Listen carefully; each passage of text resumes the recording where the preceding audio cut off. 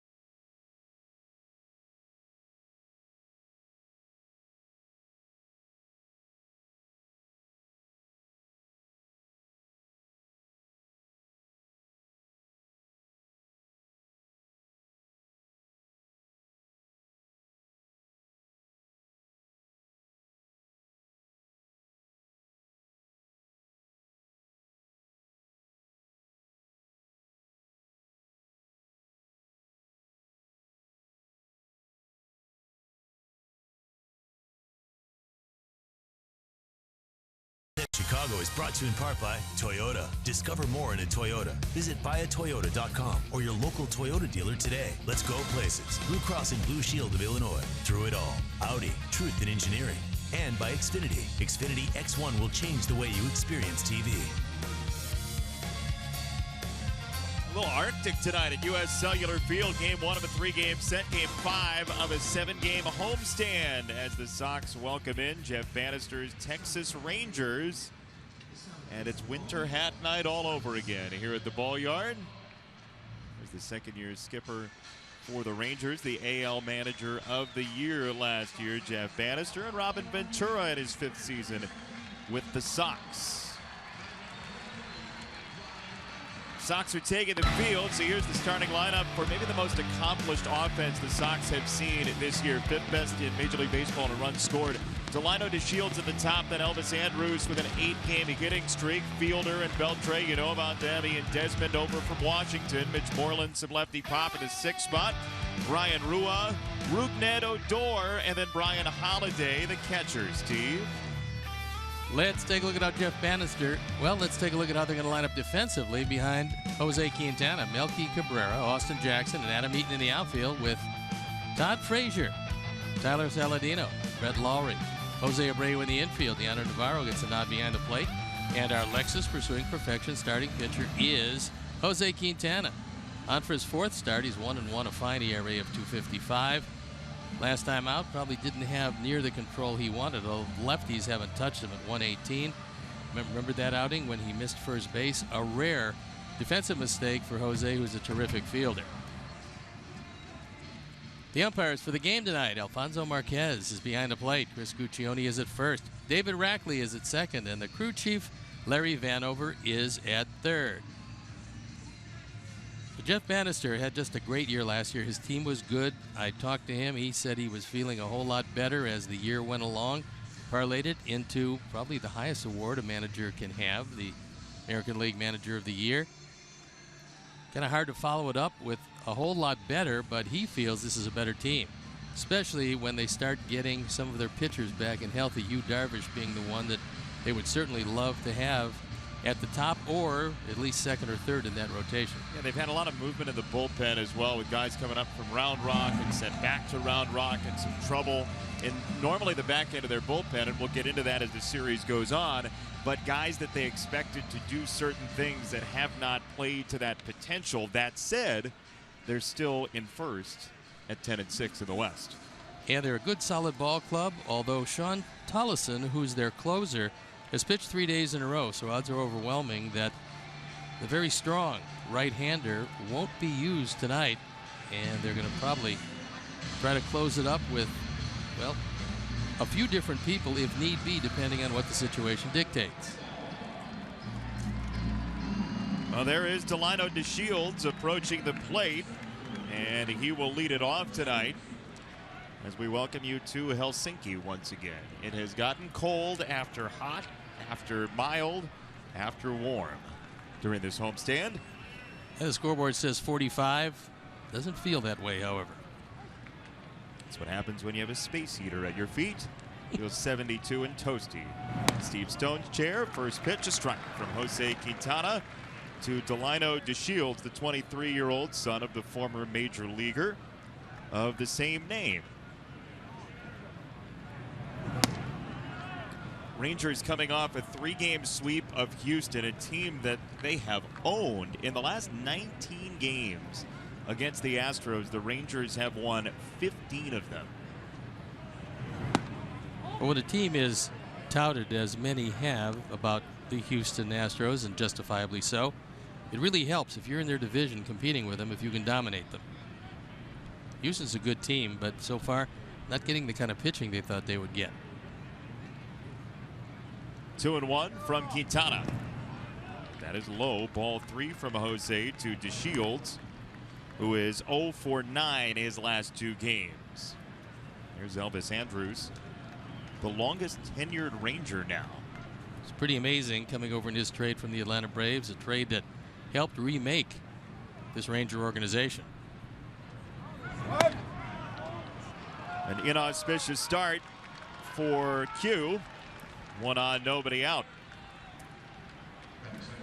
Probably be the last guy you'd want to walk. Number one, a combination of him not swinging the bat as well as he can, and two, a guy that can steal some bases. Last year, 25 stolen bases. That was in 121 games. The year before, 54, leading the league at Corpus Christi, so he can run. Playing at Whataburger Field for the Corpus Christi Hooks. What a base stealer. He was pretty good there a couple of years ago. Now, it could very well be that the speed isn't quite as good these days.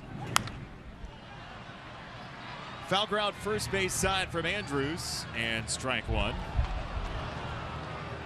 He's in the 2 spot for the first time this season, and the cotton candy vendor gets a visit in the souvenir department. Tough to catch a baseball when you have a tree of sugar hanging over your head. Also tough to catch a baseball when your hands are freezing, which I view a lot of the fans are in that situation here this evening.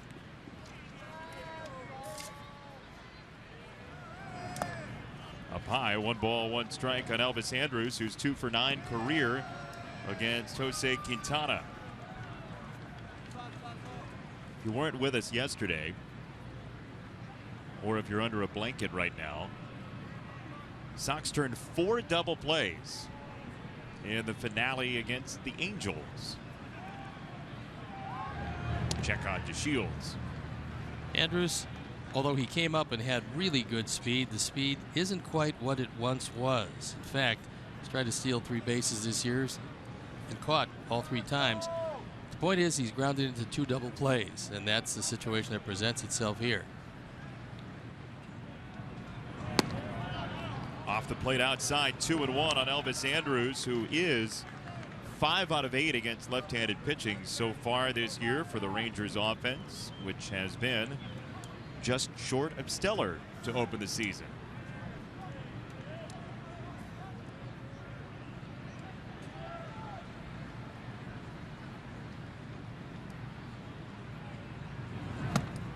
Up high, 2-2, got him to chase. That's one of the things that Andrus does a lot, and that is go up and out of the strike zone. Can't do anything with it up there. Jose, one of the best in the league, by the way, at going up there and throwing the ball by hitters.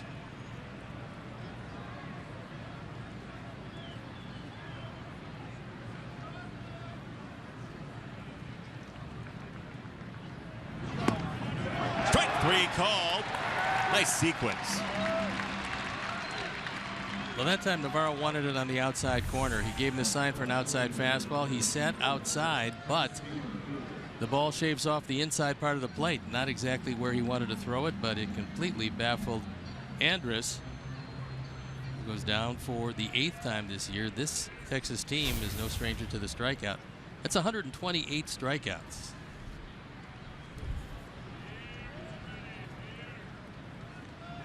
Prince Fielder now with his 313 career home runs. One of those against Jose Quintana. One of the 3 homers that Prince Fielder hit in 2014, an injury-filled season for him. He's grounded into 4 double plays this year. That season had a neck problem, wound up having surgery.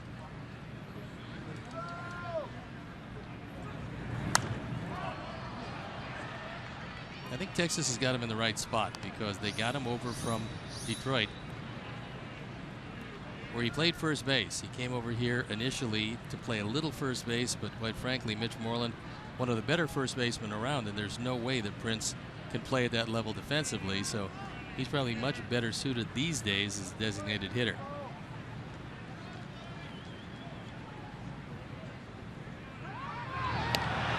Quintana's got it picked off. DeShields caught in between, and down he goes. Abreu places the tag down. That's the best possible rundown, and that is once you have the guy hung up, don't make another throw.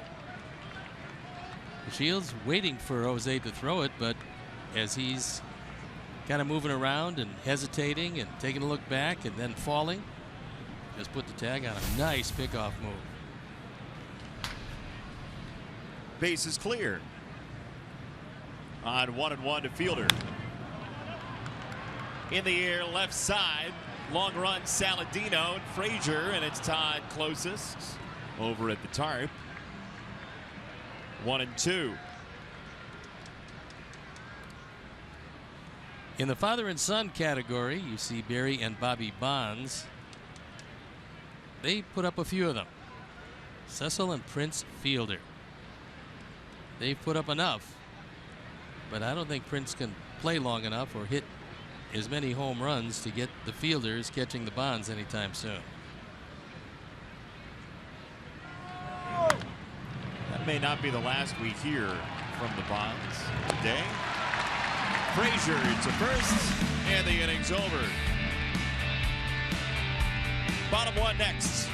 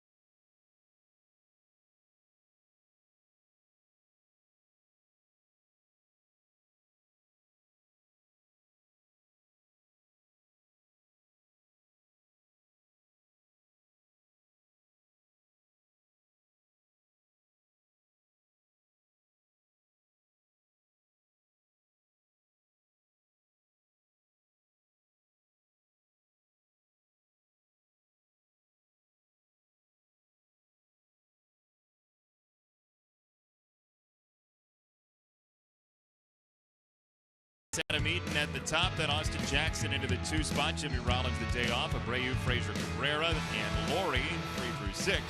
Jerry Sands DHs, Deontay Navarro the switch hitting catcher, and Tyler Saladino in the 9 spot. Last we saw him, he was batting second. Steve? Let's take a look at how Jeff Bannister is going to line up his Rangers. It's Ian Desmond, a converted shortstop, with Delino DeShields, a converted infielder, and Ryan Rua, a utility player in the outfield. Then it's Beltre, Andrus, Odor, Moreland, and Holiday behind the plate, with our Lexus pursuing perfection pitcher. There he is, Martin Perez. He's got a great sinker, and in fact, this year, in a couple of starts over the last couple of weeks, 2/3 of all of the putouts have been hit on the ground, so you got to make him get the ball up. He's got a good changeup to go with it.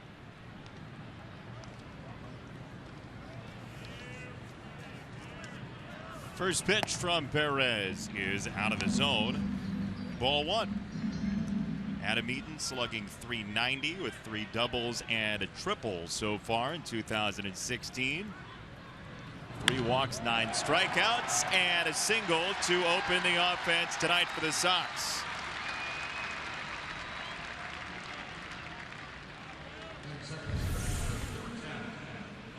Very nice way on an inside-out swing. He took that inside fastball, just dumped it in front of Desmond in left field. One of the things the Sox haven't done is jump on opposing ball clubs early. They have scored late, but they'd love to see some runs and put the pressure on the opponent's defense and pitching. Sox have only scored 2 runs in the first inning this year, 2 more only in the second inning this year, as Austin Jackson takes a strike, and we'll show you shortly our picks to click this evening. But you had a premonition that the team would break out of it tonight. Yeah, that there would be runs abounding. When the weather's cold, I start to feel things like that in my hamstrings. Ball to strike on Jackson. I couldn't think of a better time to break out of this offensive doldrum than this ball game tonight. In fact, with Texas in town, you figure they've got a whole lot of offense. See if the Sox pitching can contend with that. Jackson to third. There's one of those ground balls. Beltre feeds Odor, who sends it sailing. Adam Eaton did a nice job. And Rugned, Odor gets, if not taken out, pretty close to it. And maybe this bobble disrupted the rhythm of the play. Adam goes in. He's on the bag. It's a clean slide. And the throw is on the home plate side of first.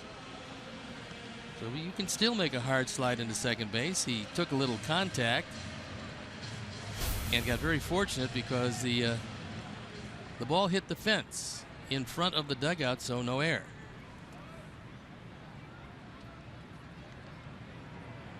Jeff Bannister out of the dugout asking Alfonso Marquez about the slide possibly, but that looked like a very clean slide. Looked clean to me. And what they're going to do is he's going to appeal it right off the bat.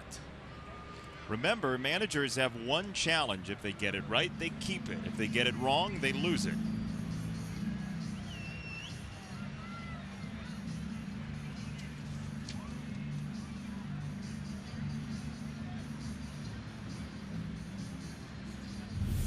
Well, here's one aspect. He slid before the bag.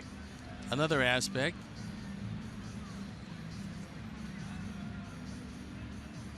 he slid at the bag and he was able to control and keep most of his anatomy on the bag, except when he was called out. Here are the four components of a legal slide, according to Rule 714. The runner begins his slide before reaching the base. Check. We talked about is that. Able and attempts to reach the base with his hand or foot. Check. Is able and attempts to remain on the base after completion of the slide. Check. Slides within reach of the base without changing his pathway for the purpose of initiating contact with a fielder. Check. And were I in New York, I would have ruled it Adam Eaton and the Sox way. And amazingly enough, that's how it goes. So you read the rule certainly as it was written and correctly, and that's exactly what Adam did. Just in case anybody at home wanted to litigate that slide, they now have the four components of Rule 7.14. And they would be on sound ground. Jose Abreu looks at a first pitch strike from Martin Perez. Abreu 2 for 16 on the homestand with a homer.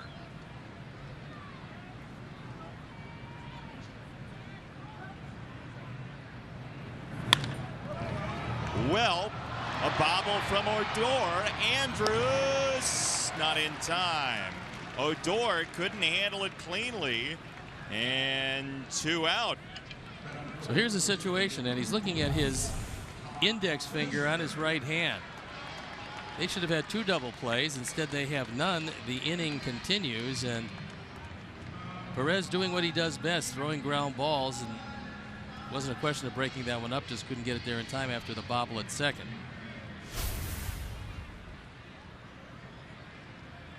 So, Rangers folks we talked to before the game spoke very highly of Odor at second base, said he was improving at that position, and a couple of tough plays for him in the first inning, allowing Frazier to bat. Ball 1. Best time to get a sinker baller is in the first couple of innings while he still has some adrenaline to burn off, and hopefully that sinker won't be sinking quite as much. Why is that? Well, because you're stronger, and the adrenaline that you have and you will run out of after you pitch a couple of innings is still very present, so you're throwing the ball a lot harder than you will later. And for a sinker baller, it's not velocity that's going to help him. He needs to get something taken off, and so the ball sinks more. So he's better as he goes along. Frazier to the left side. 2-1.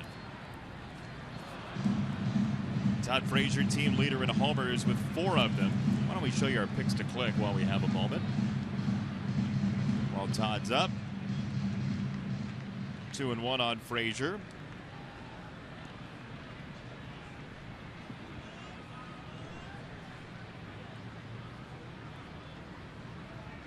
Abreu at first and 2 out. Fouled off. Here are the picks to click this evening. The crew has decided together on Brett Laurie, Austin Jackson for you, Steve, and I went on my own. before I got any tweets today. I was sick of losing, so I'm going to go Jerry Sands. Picked all by my lonesome. But you're not actually losing. I see you in a tie for first. Last couple days didn't go so hot. Got to change it up. 2-2 to Frazier. Hit in the air. Right center field. Rua back, and he is there for out number 3. A bunch of ground balls. Sox got a hit as well. No score after 1.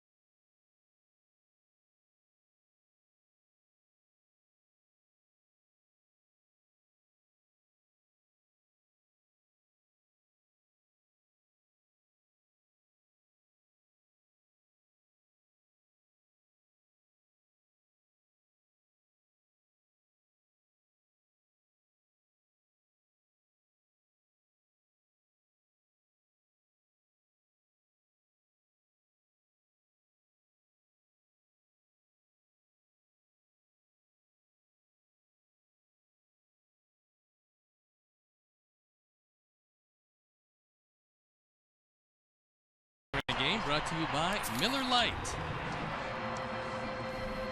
We look forward to that. You will tell us when it's coming.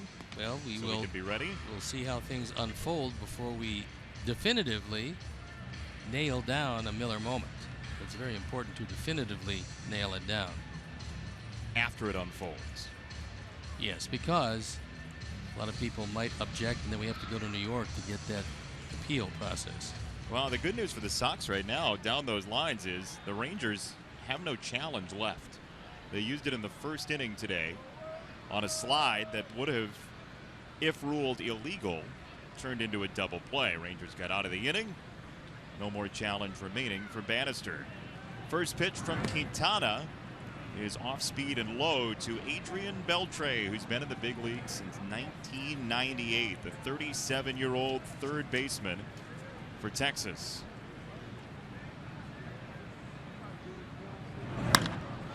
Well hit through the left side, base knock. Beltre keeps himself in just unbelievable shape, and the only thing that's ever been able to stop him during the course of his career has been 1, sickness. He had that with the Dodgers, and 2, assorted injuries. But last year he was primarily healthy at 287, drove in 83, and that's a pretty big number. When you consider also, and here's a fact, 65 strikeouts in 567 at-bats last year, and for players in this day and age where strikeouts don't seem to matter that much, that's a very low total. One on for Ian Desmond. Takes ball 1. I mean, Adrian Beltre looks like, numerically, somebody that's going to at least be very close to Hall of Fame numbers. Texas is certainly hoping that he continues that pace because they've got him for 2 years after this year. They were very happy to make that deal. He was happy to get it because he wants to finish his career with the Rangers. Desmond in the air, short center field. It's Brett Laurie from second. But I would think because there is a scarcity of third basemen in the Hall of Fame, if Beltre continues with the defense that he's always been able to throw up there to go with a pretty good offensive player, he's got a chance, and he doesn't look like he's slowing down any. He's at first with 1 out for Mitch Moreland, who you mentioned in the open is maybe the B-level power in this lineup, but he's a dangerous guy too. But you get relegated to that when you've got Fielder and Beltre in front of you.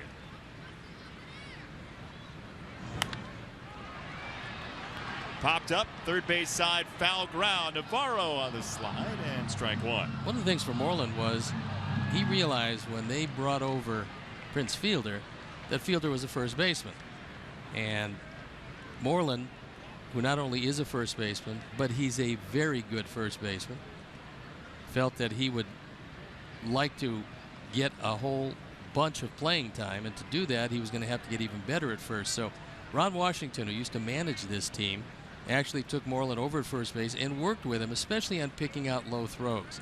Washington is a wonderful infield instructor, and not only just the middle infield, but the corner guys also. He helped Moreland become just an exceptional defensive first baseman to go with a lot of power.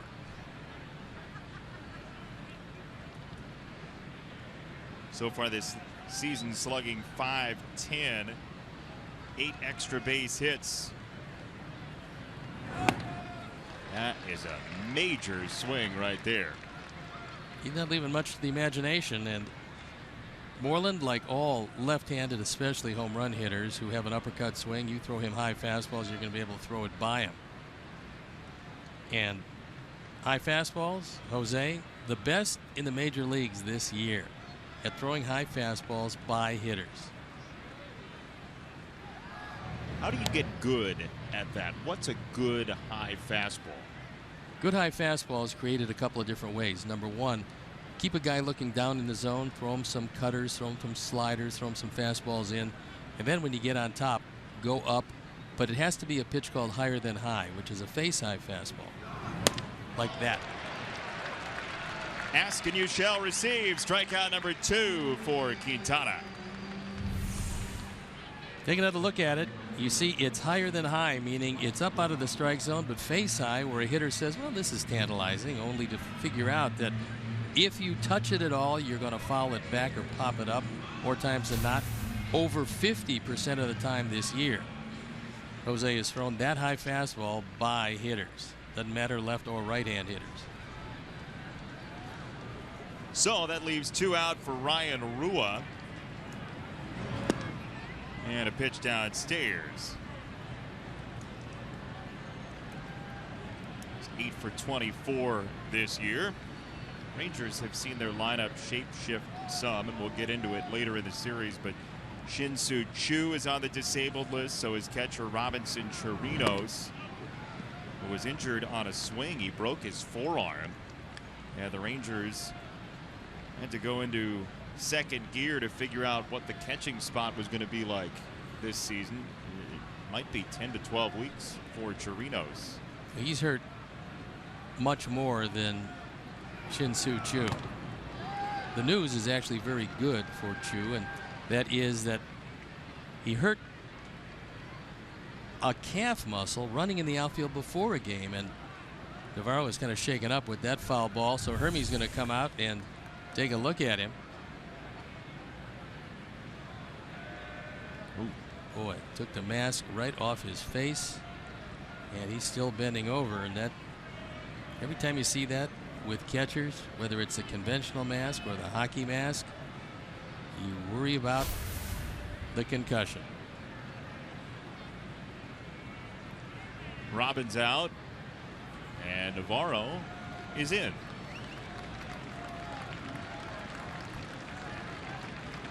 Well, at least plate umpire Alfonso Marquez is having a good time, having a laugh with DeHonor and Robin. And oh yeah, it's easy for him to laugh, but eventually when he gets one off the mask, it probably won't be quite as funny. Someone else will be guffawing.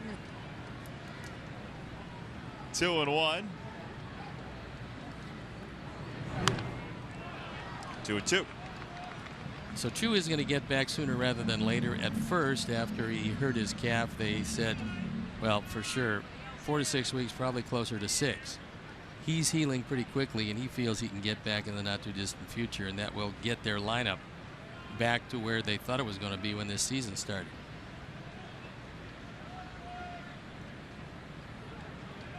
With 2 out, 2 balls, 2 strikes. Strike 3, back-to-back punch-outs for Quintana swinging, and the Sox will try to crack the score column in this series next.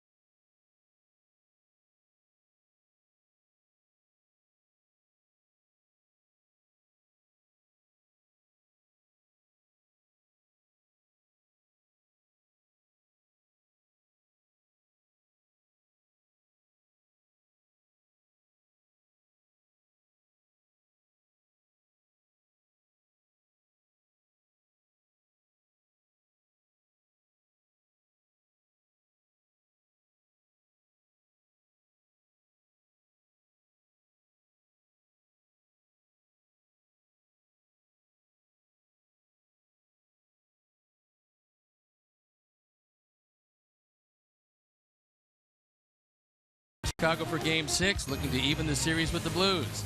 Don't miss the puck drop tomorrow at 7 on NBC. Then flip over to CSN after the game for Blackhawks post-game live with Pat, Steve, and Jamal.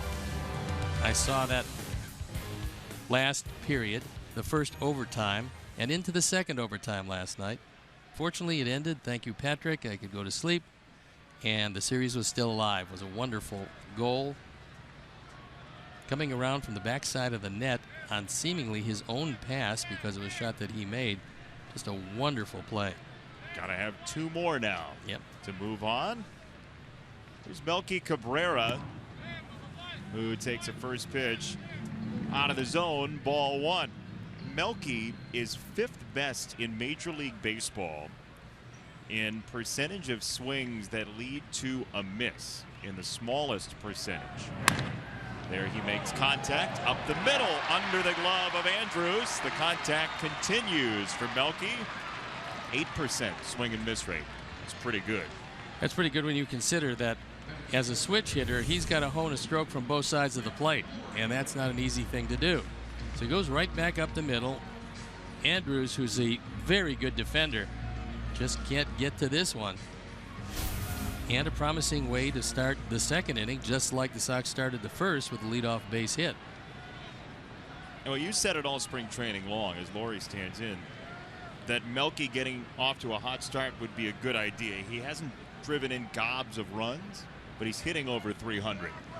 Well, one of the things and one of the reasons why the Sox needed him, because he's one of the few guys from the left side that can be a difference maker. I mean, Adam Eaton has done a great job, but he's the table setter. As far as Navarro is concerned, off to a very slow start. He's a switch hitter, as is Melky. And Melky can get it done, hit a home run in the ball game yesterday. That was the first run. That came in the 7th inning. It got things a little closer. But yeah, he can make a big difference on a team that doesn't have too many left-hand difference makers.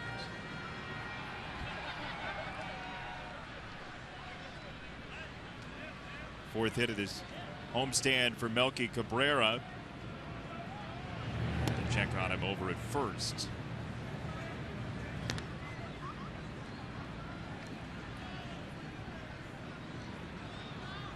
The Shields in center cannot run at all, and so Joe McEwing and I'm sure all of the Sox base runners realize they're going on the Shields every chance they get. Yeah, not a great arm out there, as Laurie has been the beneficiary of a couple borderline pitches out of the zone. Conversely, the man in left field, Ian Desmond, is one of the guys you don't want to run on, because being a former shortstop, a longtime shortstop, he's got a rocket for an arm. 2-1. Fouled away. 2-2 on Laurie. Question is, how accurate is the arm from left field, considering the longer throw? Pretty good, and it is longer than he's certainly used to. More times than not, you have to get rid of it as quickly. But accuracy is really a key, because unlike the infield where you can have a first baseman adjust to your throw, from the outfield it usually has to be on the mark.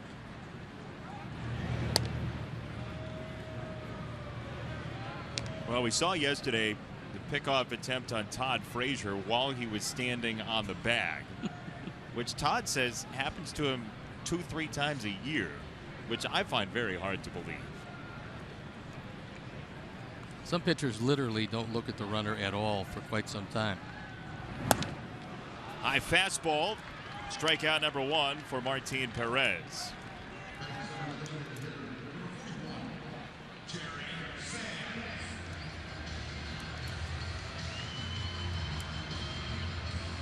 One down for Jerry Sands, who's 3 for 13 this young season. Sox and Rangers both 10-6, 16 games deep. First game against the Central for the Rangers. Might as well take a picture of it. Keep it. Take a couple, as a matter of fact. Use the freeze frame. Pretty soon it'll be frozen all by itself. That's every frame. Tonight, strike 1 to Sands.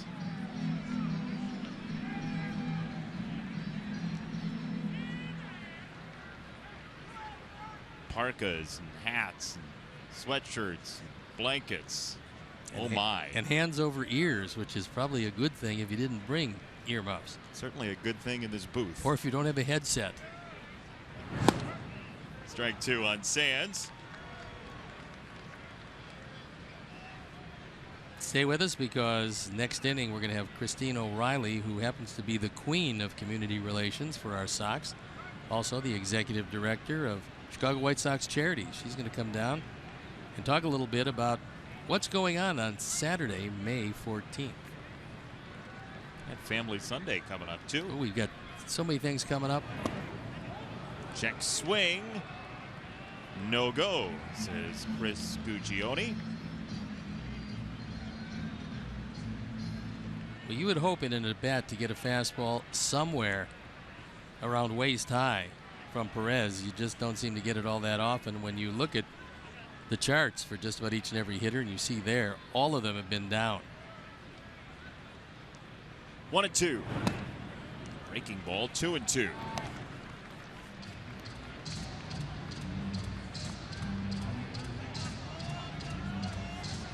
Martin out of Venezuela originally. Last year wasn't the greatest year for him. He actually made 3 stops, AA, AAA, and the big leagues. Out of the lovely hamlet of Guanare, Venezuela. Inside at 96, 3-2 for Sands. And Perez, 6 feet tall, 190 pounds. Last year, 3-6 his ERA, just a touch below 4.5. He managed 14 starts after spending a little time at Round Rock, a little time at Frisco. Frisco, the AA team, Round Rock, the AAA team. 3-2 pitch. Down low, ball 4. Nice work by Jerry Sands. A White Sox group outing is the perfect way to entertain clients, promote teamwork, or boost morale. Groups can enjoy special benefits when they reserve 20 or more seats. The larger your group, the larger your discount. To purchase, visit whitesox.com/group. This is the first 2 times with Adam Eaton getting on and Cabrera getting on to lead off the first and the second inning that the Sox have been able to do that. Base hits to lead off the first 2 innings of the ball game, so let's see if Sox can make the most of it. See the numbers on Navarro, just 2 for 25 this year as Eaton awaits his turn. He is currently in the hole with Saladino on deck. Deanna Navarro's batting average on balls in play, BABIP as they call it, is 105, which suggests bad luck early this season. That's low in what Martin Perez has got to feel is a small zone tonight. Well, the one thing that you have to have if you're a sinker baller, he's not getting, and that is the low pitch. Alfonso Marquez behind the plate. He's probably going to stay consistent, I would assume, and he's not giving a sinker baller the low pitch. That doesn't bode well for him. That is low, 2-0. So Sands at first, Cabrera at second, and Navarro at the plate, who you saw earlier take one off the mask on a foul ball. It's going to be a nice contest if he gets a base hit to left field. The arm of Desmond against the speed of Melky.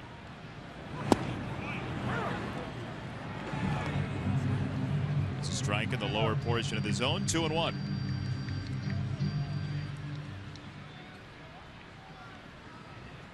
Jose Quintana so far has allowed 1 hit, 1 walk, and faced 1 over the minimum. 2-1. Fly ball foul from Navarro.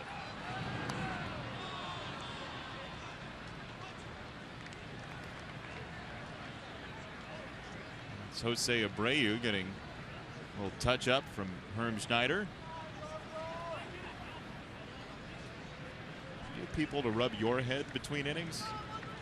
No, I'm looking actually into that. You are? Yeah, I'm going to have my people talk to your people because I know your people know other people who actually have that done. Navarro to right field. Ruan is there for out number 2. Long run back to third for Melky Cabrera. He made his way to second and then forward to third off the batted ball to right. Those are the two guys you can run on. You can run on to Shields and you can run on Rua. Rua, who is a utility player. He plays a lot of infield. He didn't catch this ball like he was going to have to make a throw. He actually caught this ball to his left side. By doing that, see it right here. He catches it to his left side and it has to take a few steps back, bobbles it briefly, and then no chance to get Melky, who's decided that even though he took off, anticipating the ball going over the head of Rua, he was able to get back to the bag and still make his way to third. So first and third, 2 out for Tyler Saladino, who provided a home run in his last start. Get that home run on a high fastball. Normally a pitch that most people aren't going to be able to handle. He was able to handle it. That coming off of Garrett Richards, who that day was getting it up there 96, 97 miles an hour, so he wasn't hitting it off a guy throwing 88.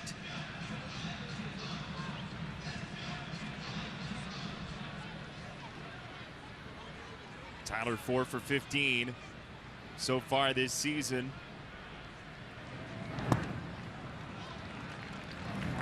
Well, Perez is intent on that low portion of the zone, and it looks like it's not going to be there tonight. But one of the things that he doesn't have to this point, maybe because it is a little colder, is that he doesn't have his control because Holiday wanted that one low and away. And the bat splitters as he fouls it off. Good night for Firewood.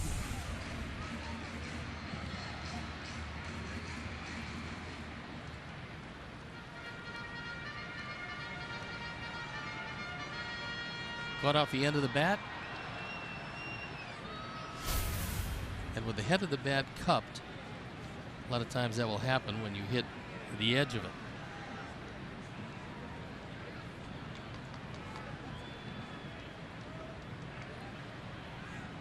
Pitch number 33 forthcoming. There's a high fastball. Nothing wrong with that at 95. So when he throws the sinker, which is the two-seamer, he's got to keep it down, and it's not in the mid-90s as that four-seamer was up and out of the zone.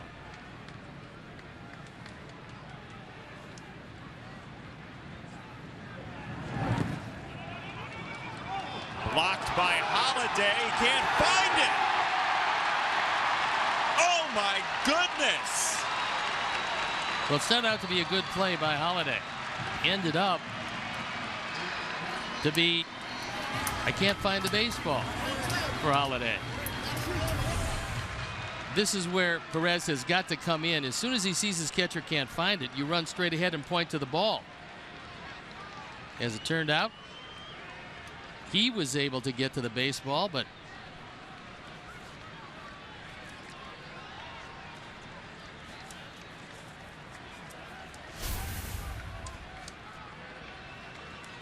how about that? What a way to get the first run of the ball game.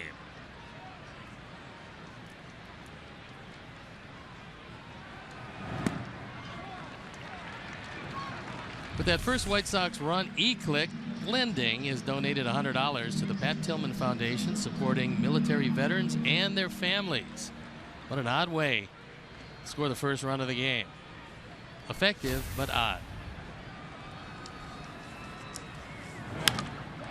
Saladino to right field. Rua drifting back. It carries on him, and he still makes the play. That ball had some run to it. Sox do get a run off a leadoff single. One zip after two, and a special guest coming next.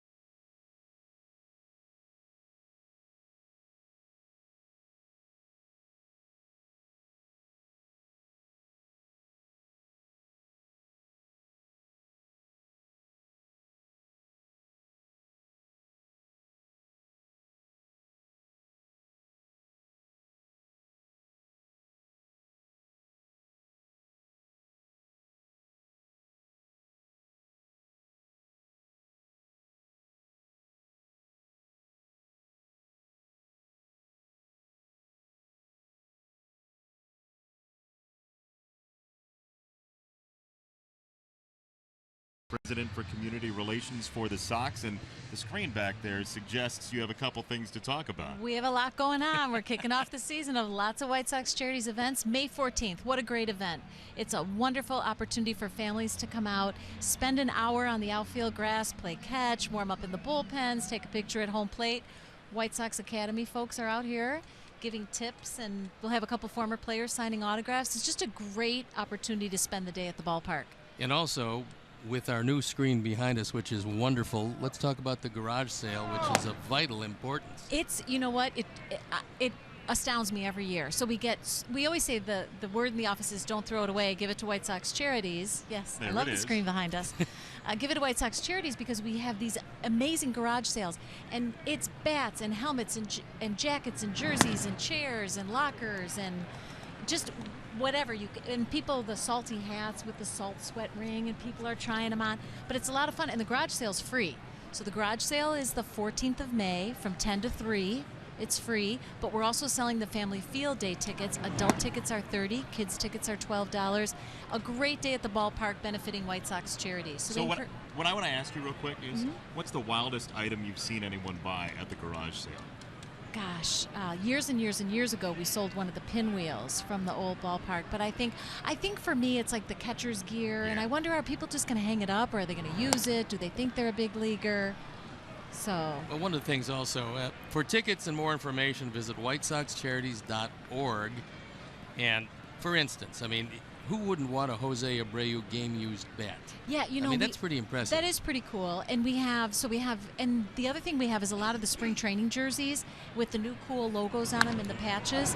So again, it's just a great afternoon where people can come out to the ballpark, check out the garage sale, spend a little bit of time on the field, and we're doing clubhouse tours that day too. And you know, you guys have been in the clubhouse. It's so cool, and a lot of people haven't seen it yet. So we're hoping a lot of people come out, spend May 14th with us. Perfect Mother's Day, Father's Day gift.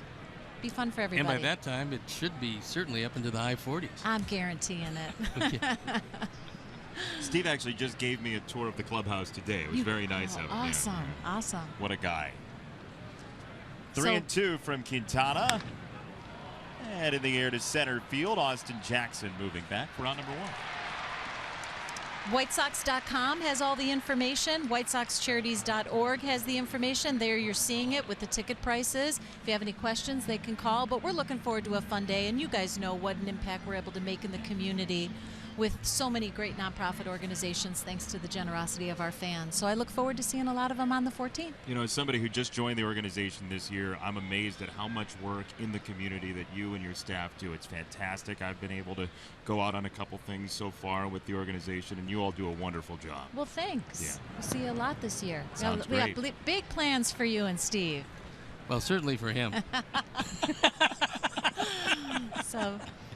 But well, thanks for guys. joining us. Yeah, thanks so much. Yeah, it was a pleasure. Always a pleasure. Thank you. Christine O'Reilly joins us up here in the booth. Her first look at our new video wall. Oh, this is unbelievable. The awe. The creature comforts up here is just terrific. Yes, it's a whole different world. In fact, we're thinking about doing a late night talk show up here. So if you want to be one of our guests, just sign up with Joe Group, and we'll be more than happy to include you in that.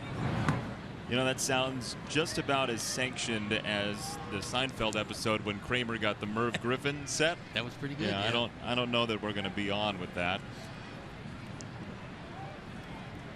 1 down, 1-2 on Brian Holiday, the catcher for the Rangers.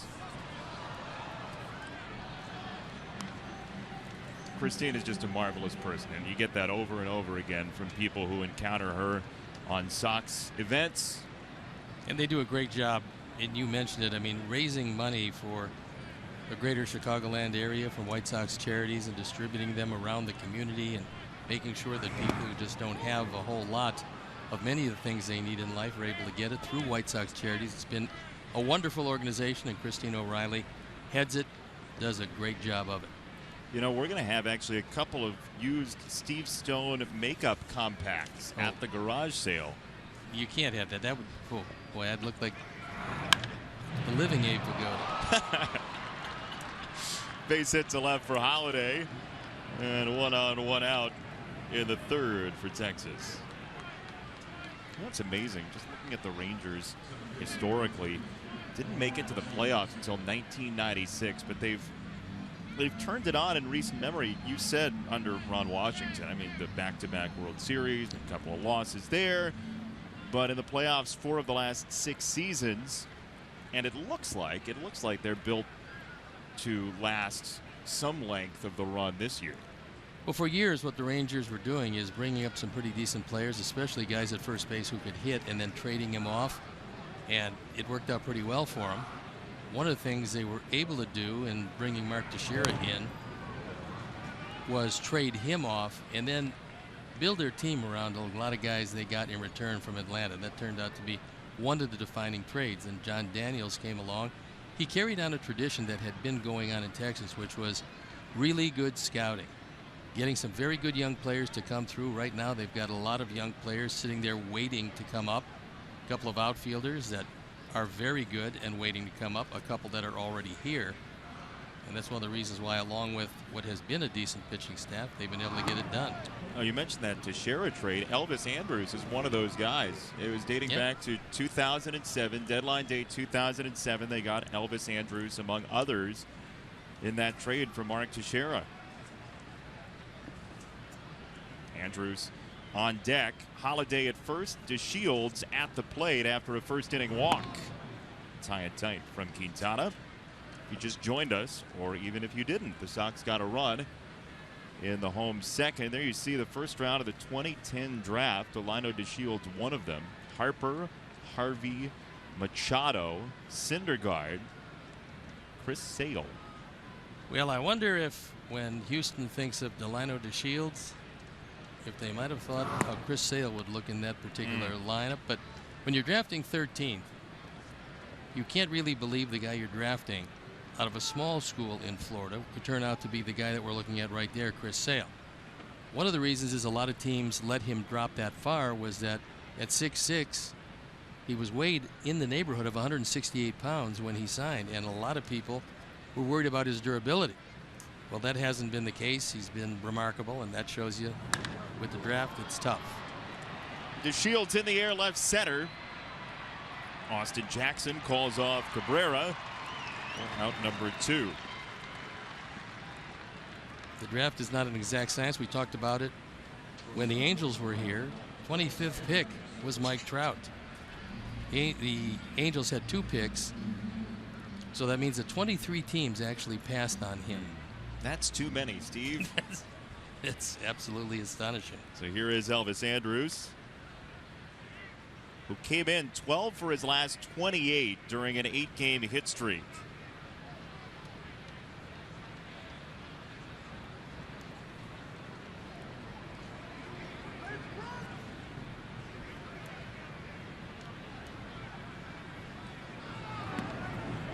A hook for a strike to start off Andrus.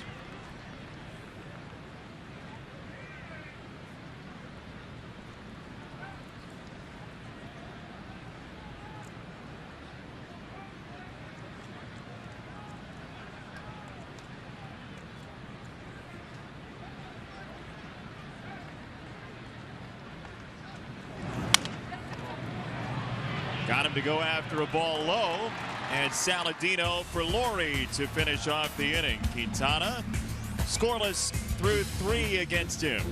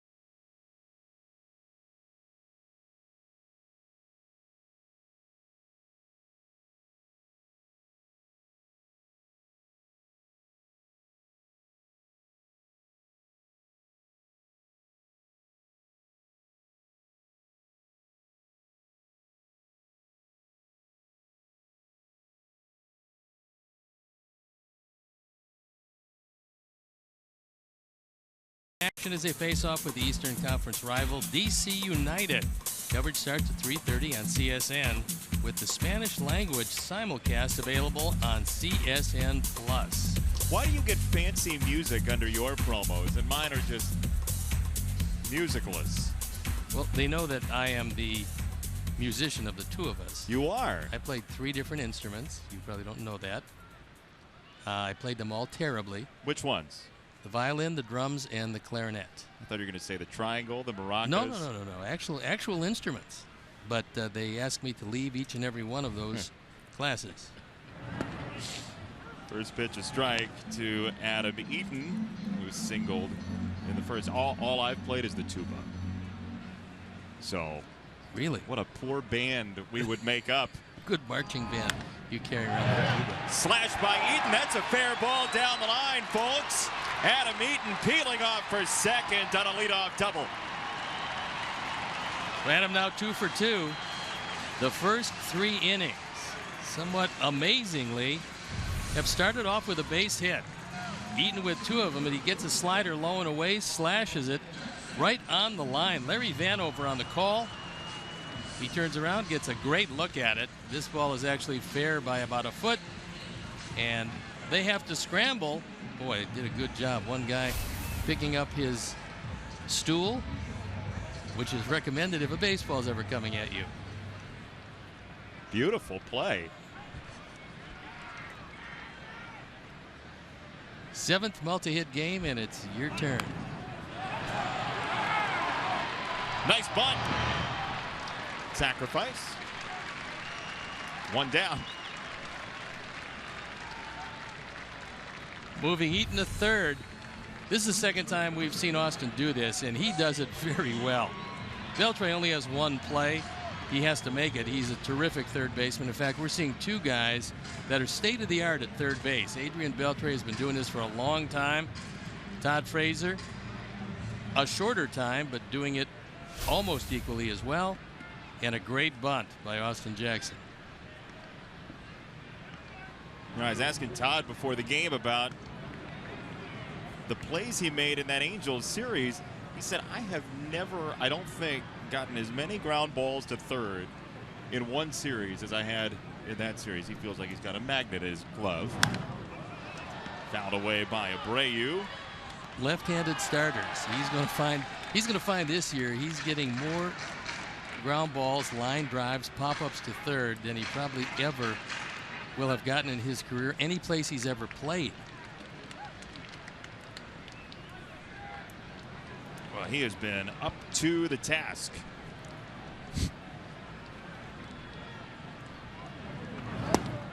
Inside, throw to third. Adam Eaton is back.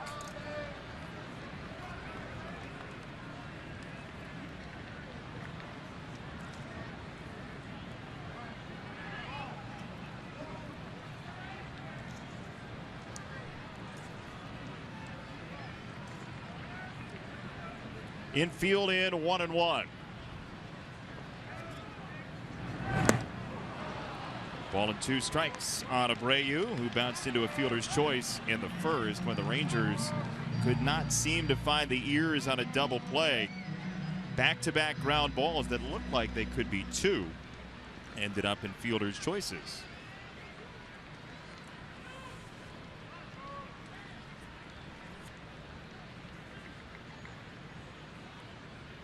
One and 2 from Perez, a ground ball pitcher, and he misses inside. 2-2. With the infield in at all 4 positions, it's an ideal place for Jose to drive in his 7th run of the year. Combination of him hitting the ball very hard and the fact that there are absolutely no angles. If it's not hit at you in the infield, it's going to get through. 2-2. In the air, center field. DeShields is there. Eaton is leaving third. And it's 2-0 Sox.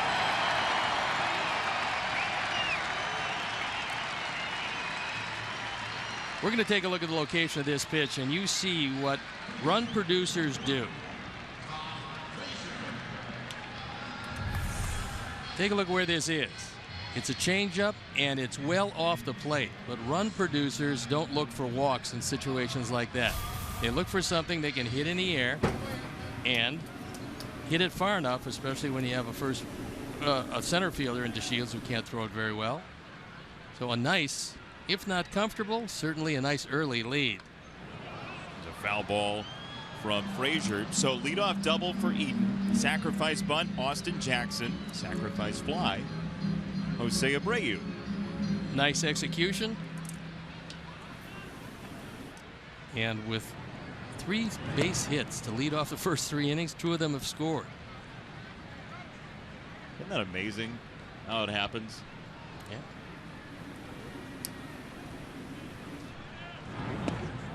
One and 2 on Frazier.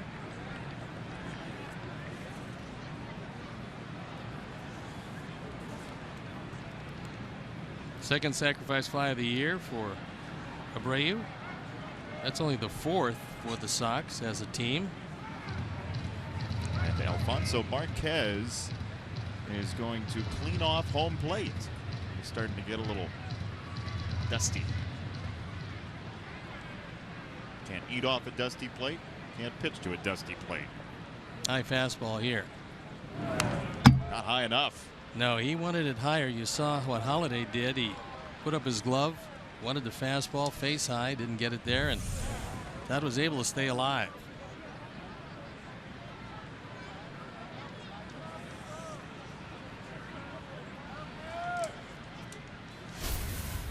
That's what makes it premium seating, by the way. You get a visit from the baseball straight back every once and again.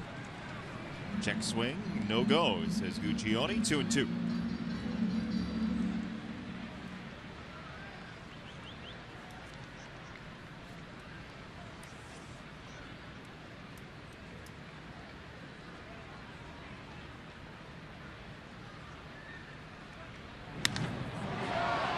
In the air to right field. Rua back at the warning track. Frazier's had a couple carried to right the last 2 days. This one wouldn't get out. It's a 2-0 lead, though, for Quintana. Sox math is next.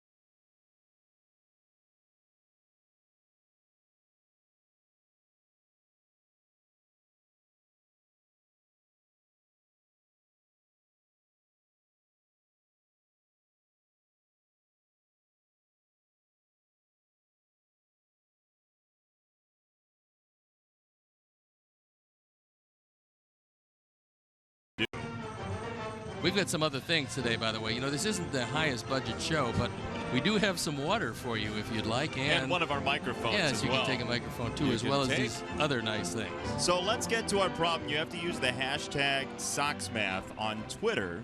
You answer a question, you're the first to do it correctly, and you win something off the prize shelf. It's as easy as that. You can win a bottle of water tonight just by watching the game. Stay hydrated, yeah, my friend. Or the Chris Sale K counter like we gave away yesterday.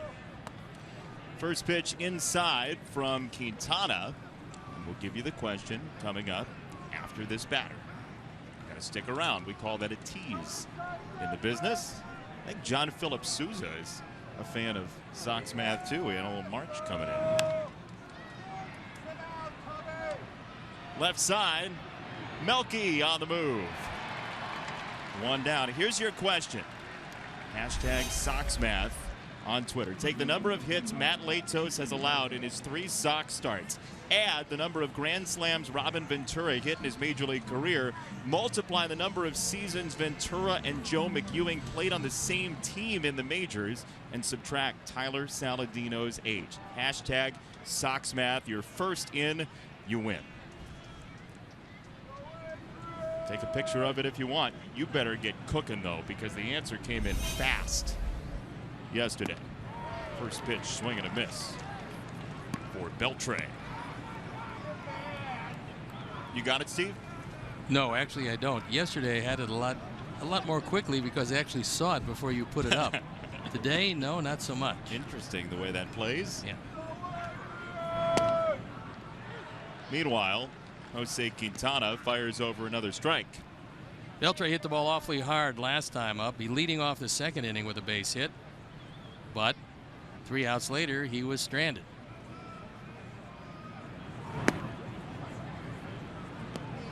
Beltre rather demonstrative. He has a lot of fun playing this game, and maybe we'll get a chance to see the interplay between Elvis Andrus and Adrian Beltre on pop-ups to the left side. They have a pleasant time together. We've seen a few that nearly have gone awry. You alerted me to that. It makes for some good viewing. And what'd you get it on Google Earth? Where'd you get that? YouTube, which you have just found very, very recently. 3-2 on Beltre, who's now got a 5-game hit streak with his single in the second. Strange. I haven't found it once after you got it the first time, and I haven't been able to find it again. Well, YouTube has a tendency to go covert. Payoff pitch for Beltre. Tapped foul. That's a good way to try to stay warm. You think it's working? No, it still says 45 degrees out there, but it is substantially less than that.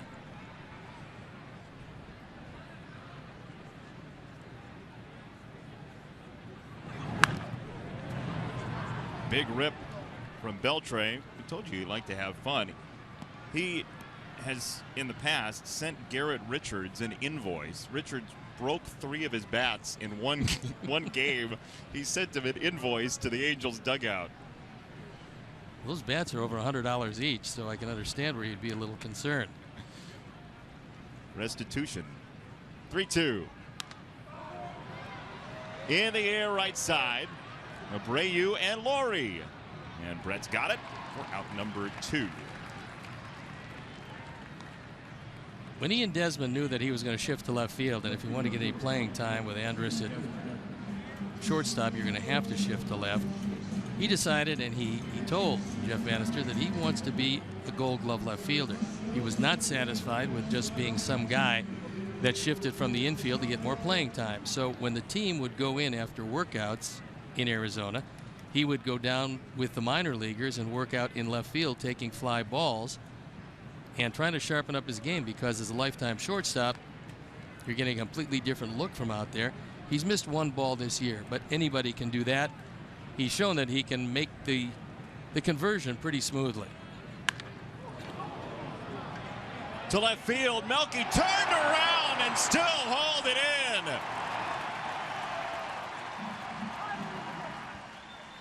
What a play by Melky Cabrera.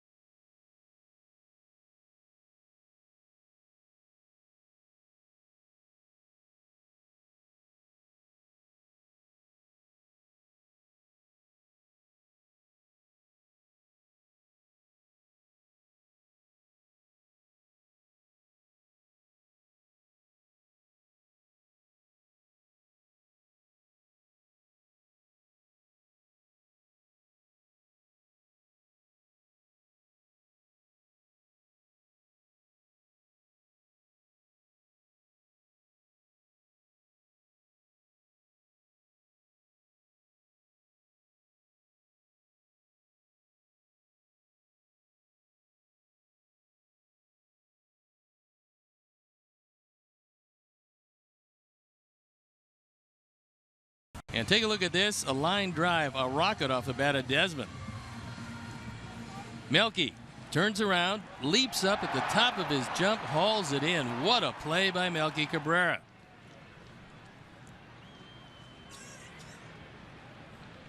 A little celebration for him through the wall as well. That's at least 2 bases and maybe more. Jose, a tip of the cap. Saved him some difficulties and a 1-2-3 fourth. And how often does it happen? At least 11% of the time, he leads off the next time the team comes to bat. Punch to right field. Ruan's been busy. One away.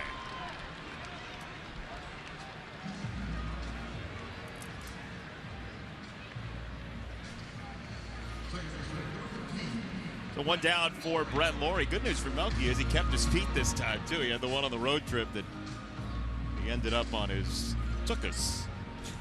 Still made the play. He did. I like the approach of the Sox hitters tonight because a lot of them going the opposite way. And although they have lifted the ball against a sinker ball, they've hit the ball in the air to right center and right field.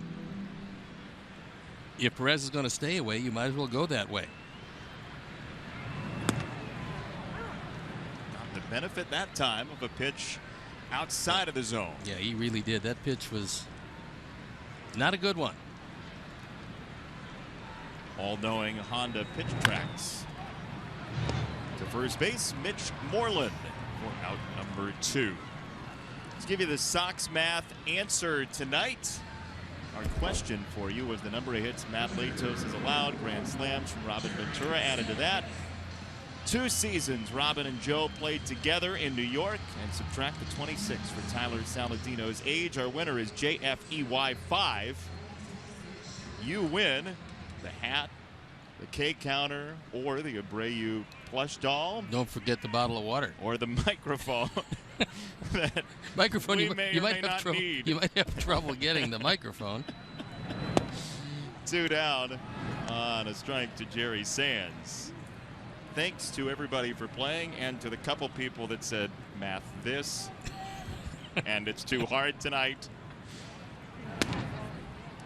Somebody's going to play. A lot of folks got in again tonight, and the great thing about Sox math is you can play against your friends at home. I think it's wonderful. Winner gets the microphone. You know, in your tweetosphere, whatever you call it, Twitter, are you allowed to actually answer people who tweeted you correct answers for their questions without actually tweeting them back, which would be time consuming? In my case, maybe it would take the rest of my life. It may take the rest of this game to explain how poorly worded that question was. 2-zip after 4 tonight.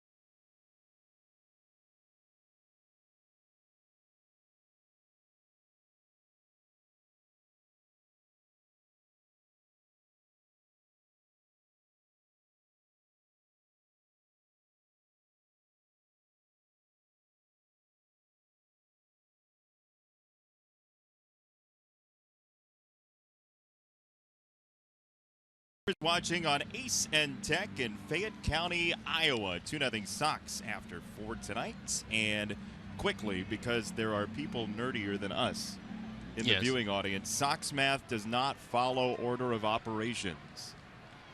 Okay? That's just for those of you that were interested in that sort of thing. We got a bunch of tweets. You just do it in the order we present it, okay? Don't do the multiplication or division first. Y'all are very thorough with your mathematics out there in viewer land. Quintana to face Mitch Moreland to lead off the 5th.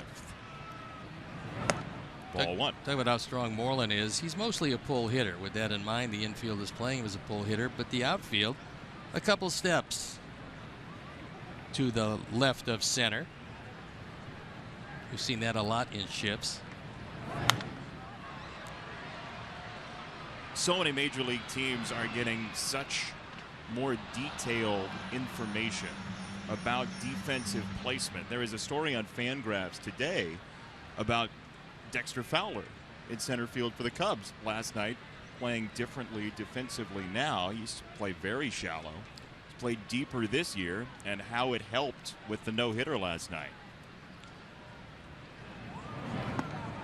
Down low, 2-1 on Moreland. Well, there's no doubt, and the Sox are showing it just as other teams are. They're shifting a lot more. Getting the shifts, and Rick Renteria, one of the guys involved directly in that. We're seeing it over and over. Austin Jackson makes the catch. So let me answer Don Barr, because he wanted to. Can I give some away first? Sure, do that first. Join us at U.S. Cellular Field. White Sox face the Twins Saturday, May 7th. First 20,000 fans get a Chris Sale K-Counter bobblehead presented by Wintrust Community Banks. Visit whitesox.com to purchase your tickets today. It's a beautiful thing. Didn't we give one of those away? We did. Yes. Very nice. Yes. I will get back to Don Barr in a moment. Here is Ryan Rua, the right fielder for the Rangers. So Don asked, even though Eaton was out at second on the challenge that the Rangers made, what would they get if he was ruled to have been sliding illegally into second? They would get the double play. It's back in the first inning when the Rangers challenged. Right, and it looked like a good slide after talking with New York about it. It certainly was, and so the Rangers fresh out of challenges, and Eaton, although out at second, there was not a double play called on the play. High and tight, 2-1.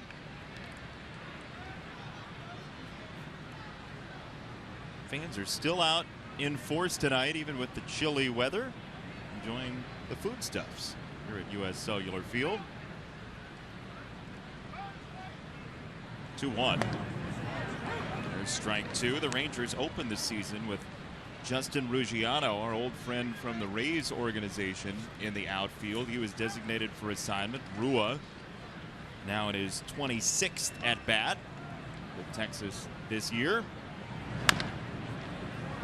Second base, Laurie Hop played it well. 2 down, and Quintana has now retired 7 straight. And I believe one of the reasons why Rua is in the lineup is not only can he play right field, he can play any other position you want. He can play any position in the infield. So in the day and age where you have a tendency to carry maybe one more pitcher in your bullpen, you have one less move off the bench. And if you have a guy that can play multiple positions, well, then you're in pretty good shape. Ruggiano couldn't play near the positions of Rua. Consequently, he's gone and Rua is here. It's a 2 out. And a hook for a strike. That is a jelly legger if you've ever seen one. Odor has big power.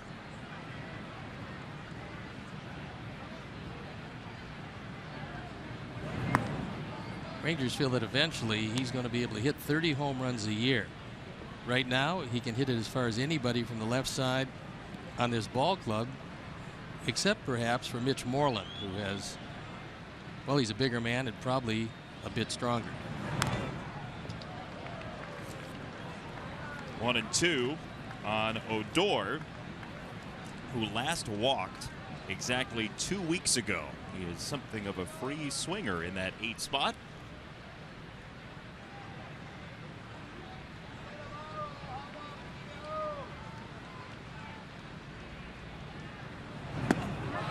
Called strike 3, 4th punch out for Quintana, who is doing meatball surgery on the Rangers.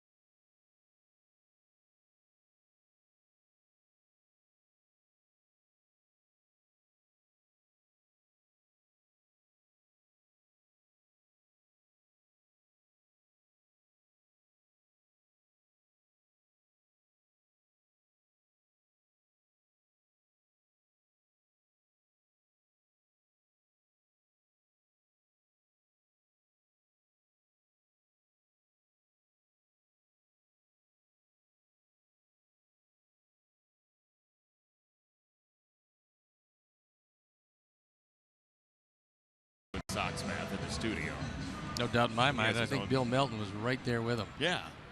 Chuck uses a Scantron, though. It's not multiple choice, so very difficult to get it right using multiple choice.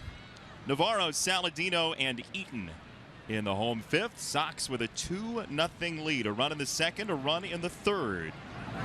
One came home on a wild pitch, one on a sacrifice fly. Last inning, the first inning that wasn't started with a base hit.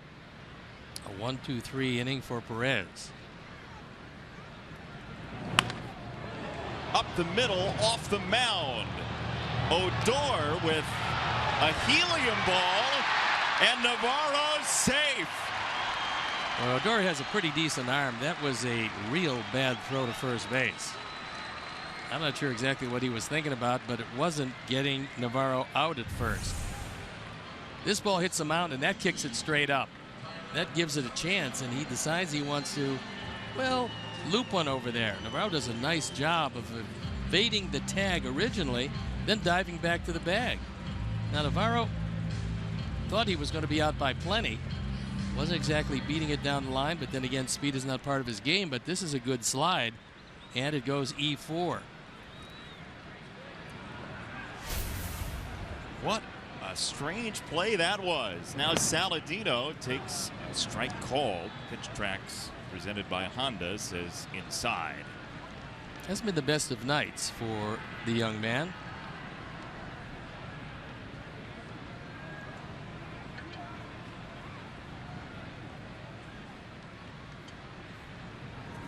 By the way, worth mentioning, in case our replay just showed that Navarro was out but the call was safe, the Rangers used their challenge in the first inning tonight. So that is not available for Bannister and Texas. Which could turn out to be kind of a big play overall.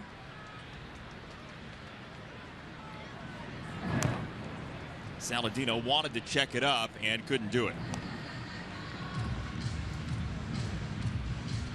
Well, Navarro on breaks a string of 6 in a row retired by Martin Perez, the left-hander for the Rangers.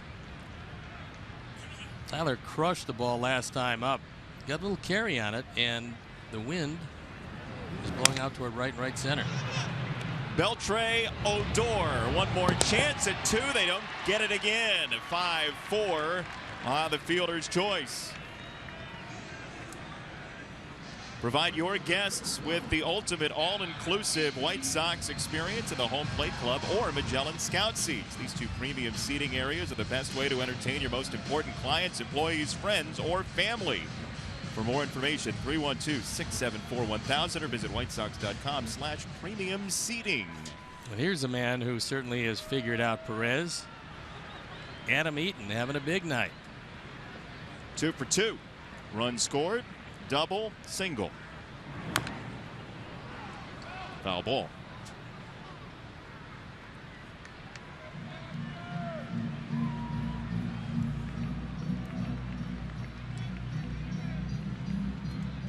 Austin Jackson to follow.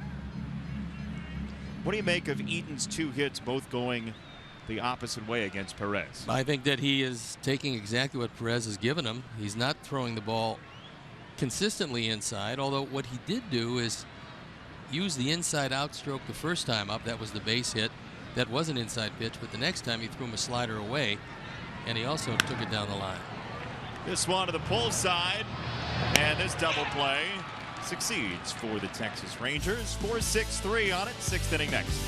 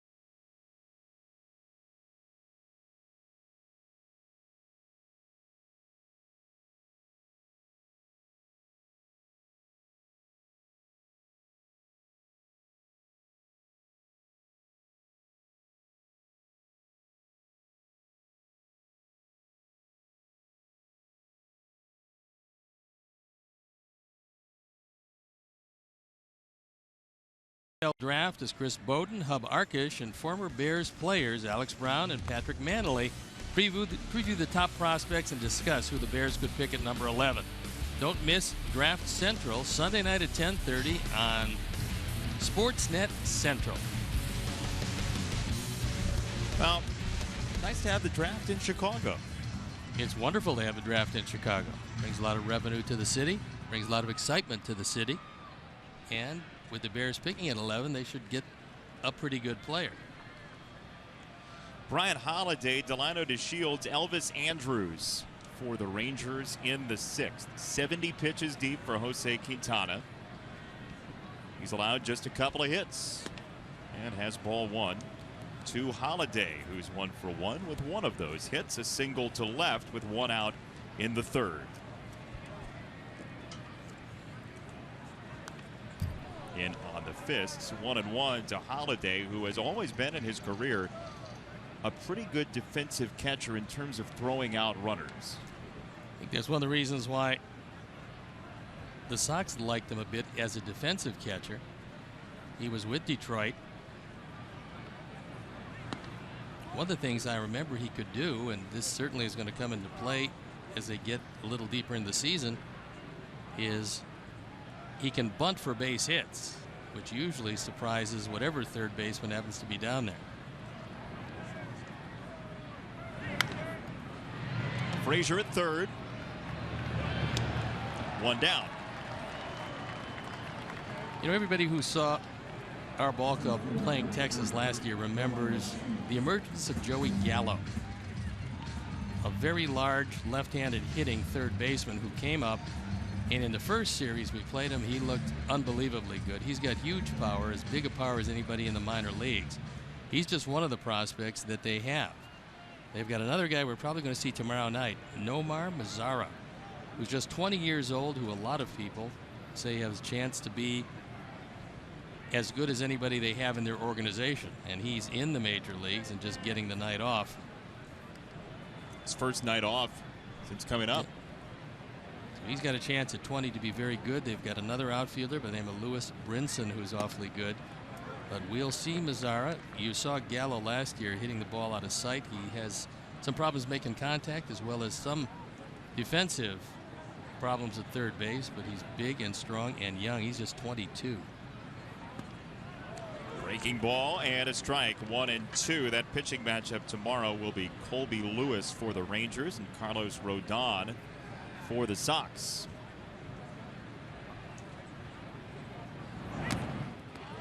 Got a piece. DeShields did 1-2. That's a 1:10 start time. We'll talk to you over WGN, then back here on Comcast Sportsnet Sunday.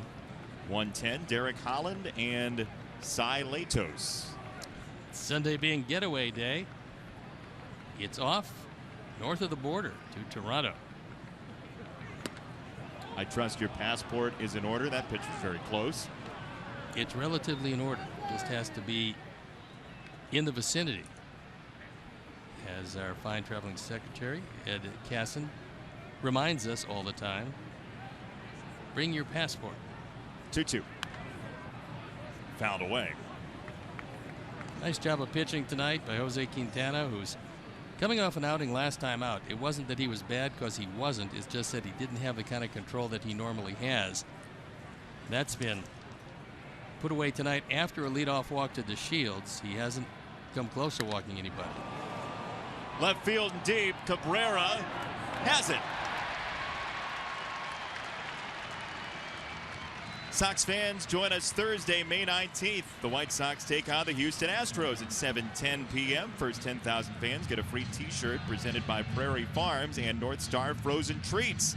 Purchase your tickets today, whitesox.com, or call 866-SOX-GAME. There's a milkman who made a whale of a play earlier tonight. We're going to have to change our T-shirt eventually up here, because we have the Earth Day T-shirt.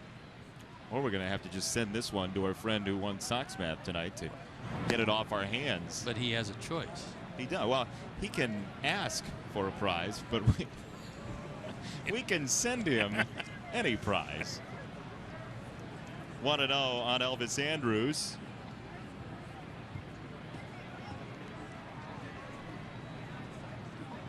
Love to see the inning ended here and lead off with Fielder in the next. You're talking about Quintana's night so far tonight, and let's not forget that the Rangers came in very hot. They'd won 4 in a row.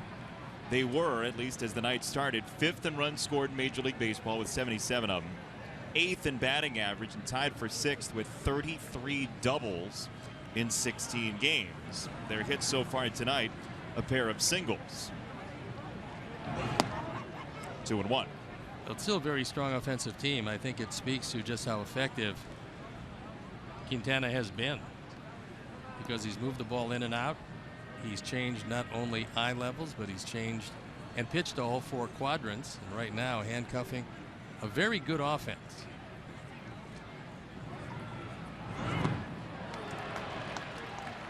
Good straight change, something that the Rangers haven't seen a whole lot of tonight. So when you do break it out and you throw it in a good spot, it's very effective. 2-2 from Q. Saladino. That'll do it. 11 straight. 86th by Quintana.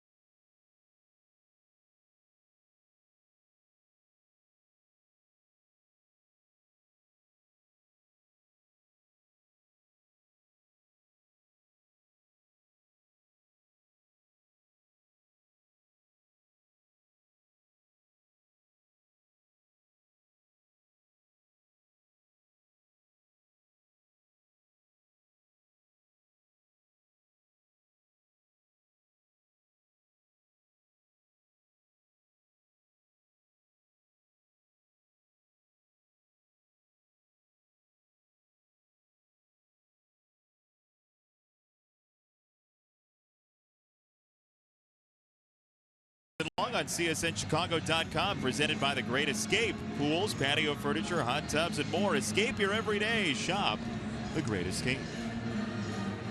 Dan Hayes hasn't tweeted much during the game today. Is Dan all right? Is he healthy?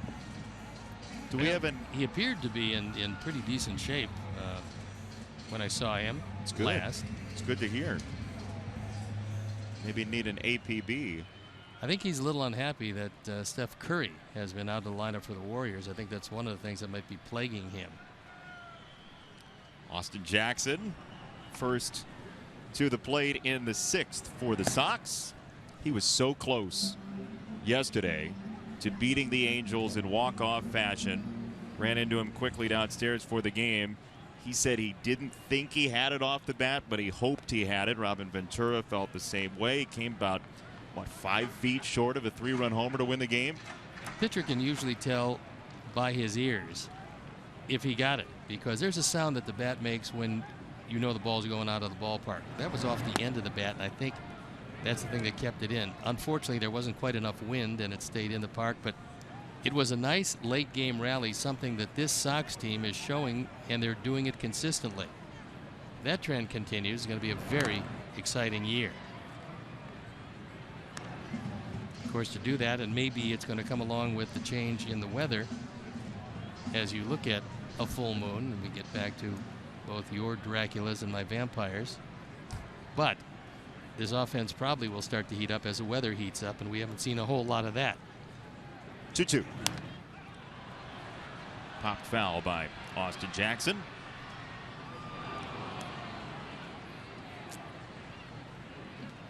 How much can you learn about a team the first couple weeks of the season? 2 weeks, 3 weeks deep. What do you think? Well, it really depends on exactly how the team gets out of the gate. Number one, you can tell if they're going to be good or bad defensively, because that either shows up or it's not going to be there the rest of the year. You can certainly tell by the excitement on a ball club and the confidence which they approach each and every day how the team is going to be most of the year. This team has come out of spring training with a lot of confidence and a lot of emotion going on during the course of the game, each and every game, and that's been one of the good things. Check swing, ball low, and he did go, says Guccione over at first. Austin not particularly happy with that call, but we'll take another look, and we'll look at it from the side. This is center field first. That ball in the dirt. Looked like he might have checked it up from that angle. From this angle, looked like he checked it up from that angle. But call could go either way. In this case, it went Perez's way. 1 out as it stands, and Abreu watches ball 1 low. Jose Abreu had a chance for a productive out in the 3rd inning, and that's what he came up with, a sacrifice fly, scoring Adam Eaton.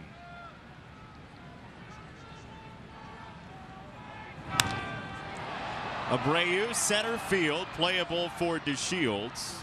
And 2 out as we tell you about tonight's edition of Sticks and Stone, where we quiz Steve about his own career. How'd you do against Bobby Bonds? Well, I would like to think because he couldn't hit a curveball that I had luck against him. That's how I would like to think. I think he might have maybe hit 1 home run. But, that's it? Yeah, well, he and I were teammates. So I don't think he had too many at-bats against me. Maybe he hit more home runs. It could very well be I hung a few breaking balls. I do know that I didn't throw him any hittable fastballs, because that's one of the things he could do very well. Member of the 30-30 club 5 different times with 5 different teams. And actually, a lot of people won't believe this, but Bobby Bonds, the father of Barry Bonds, could do everything better than Barry could. Really? Yes, he was faster, he was stronger, he had a better arm, he did everything much better, but Barry, even in the early days, and forget what happened in the later days and the controversy that surrounded him, but in the early days, Barry was a Hall of Fame player and did things very well and worked very hard at what he did. Bobby didn't work quite that hard, but became a pretty good hitting coach later on, and I think he figured life out. Unfortunately, passed away from cancer, and turned out to be a pretty good guy. 1-2 on Frazier. 2 out, Sox 6th. And he takes 2-2. Let's see how you did against Bobby Bonds. What do you say? I think I did okay. Yeah, 4 for 25 only in the 1 home run.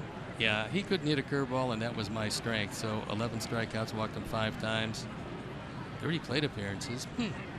Okay. Well, hopefully he rests in peace. 2-2 on Frazier, who's flied out to right twice tonight.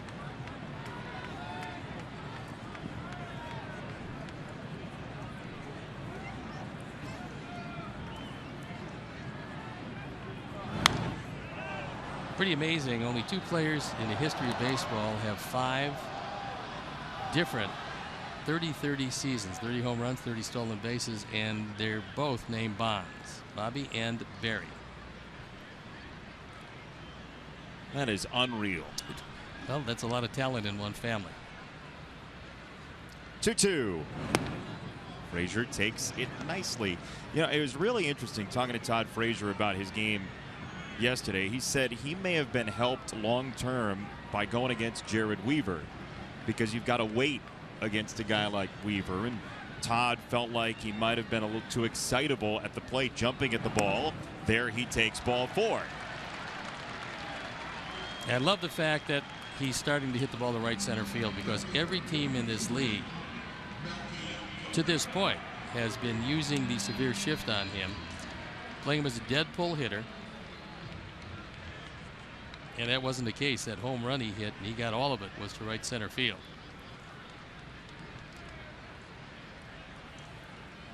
He is on for Melky Cabrera, who singled and scored in the 2nd to lead off the 2nd.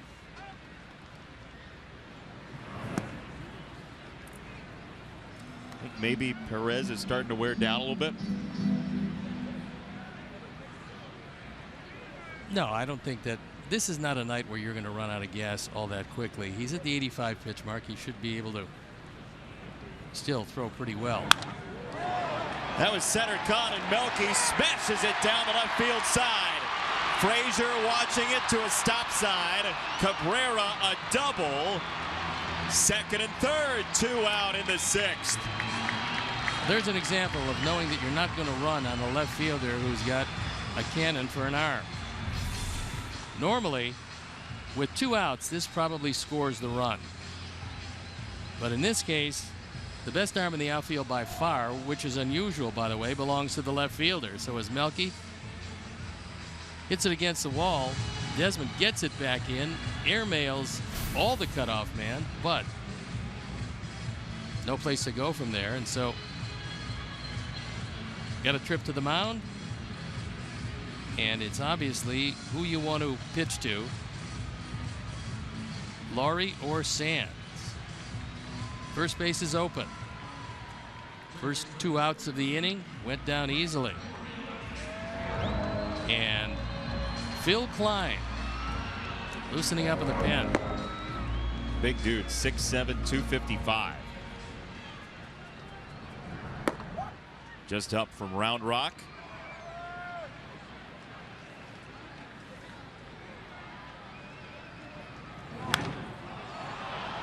He went after Laurie.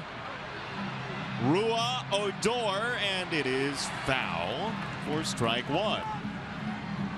Tough play to make. Rua is back fairly deep in right field because that is the wind-aided area of the ballpark tonight. He had a long run. That ball dropped right in front of the seats and couldn't get to it.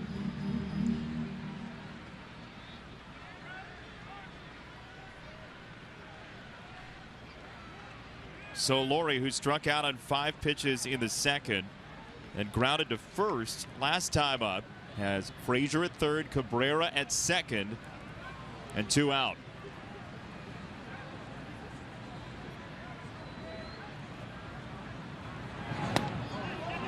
Check swing. No. Already got the 1 appeal at first base. That ball well inside, and Brett did a nice job of making sure the hands didn't drift. Big couple of runs waiting to score here. Quintana on the mound, 1-1 from Perez. He wasn't nipping at the corners. He threw that fastball right down the middle and threw it by him.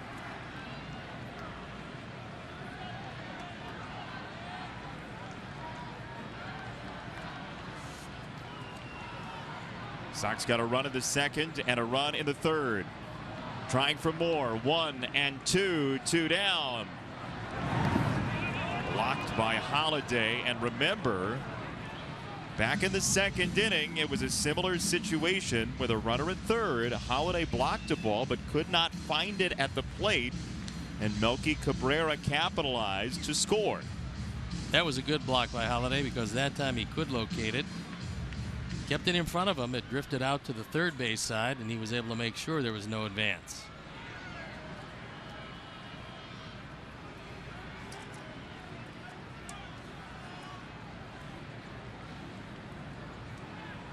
Two. Laurie in the air, and it gets down. 2 more come home. Laurie to second base. It's 4-0.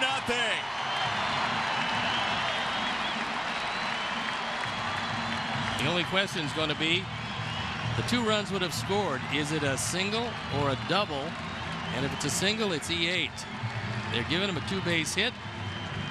2 huge runs. This one is not hit hard, but just hard enough.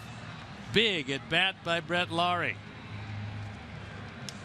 RBIs 5 and 6. And the way Quintana's throwing, that looks like a very comfortable lead as DeShield's having all kinds of problems getting the ball in. So that's going to be it. Perez will leave. We'll step out and be back after these messages.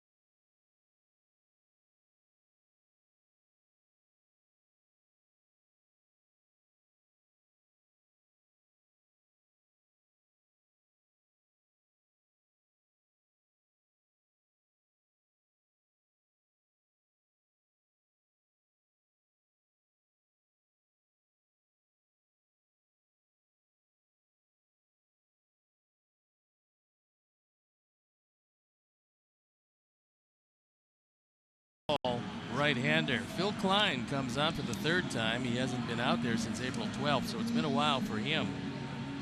You worry about control when a pitcher takes that long to get back into the action. He was a finance major at Youngstown State, which is just down the road from where I went to school at that bastion of academia, Kent State.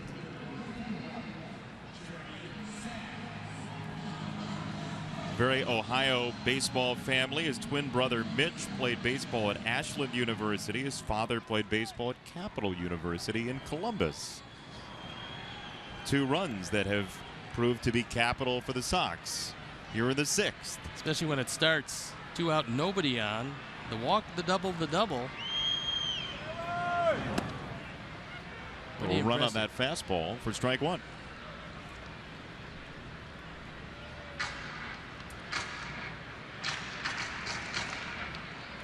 Comes Brian Holliday to the mound. Got a man at second base, so a different set of signs is being used.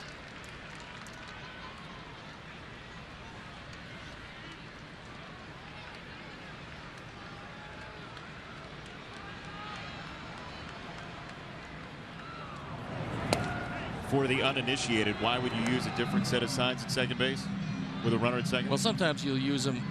Sometimes you will use a different set later in the game than you do earlier in the game because there's been a lot of runners at second base. Sometimes you always use a different set because the guy who's running the bases at second is looking straight in at the catcher. So with nobody on, he's going to use one sign, and then he's usually going to give you direction. So for instance, if he wants an outside fastball, it'll be the little finger on his right hand, meaning you want the fastball away. If he wants a sinker, for instance, you'll use the index finger and you'll swirl it around, and that means the sinker, and depending on then where he sets up, that's where he wants you to throw it. A guy going to have a hard time giving you the signals, but he's not going to have a hard time giving location if you set up early. 0-2. Sands through the left side. Laurie around third. They run on Desmond. Throw not in time. 5-0. That was a straight change on the inner portion, and Jerry Sands drove in his 3rd run of the year, the 3rd straight hit of the inning. And all this with 2 outs and nobody on. That ball just hung over the inside part. Holliday wants it away. He didn't get it there, and it cost him a run. That run will be charged to Perez. And Laurie, with pretty good speed, able to beat the arm on a throw that's just off the mark.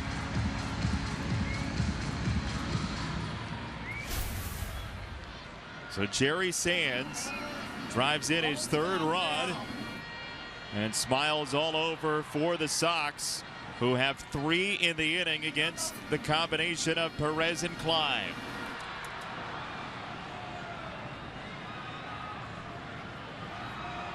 Now Deoner Navarro outside, ball 1. We were talking about it during the break. When you're pitching is tops in the American League in ERA, if it stays there, you're not going to need many. 5 most nights will do it. Well, 5 certainly you would love, but you can't really average that.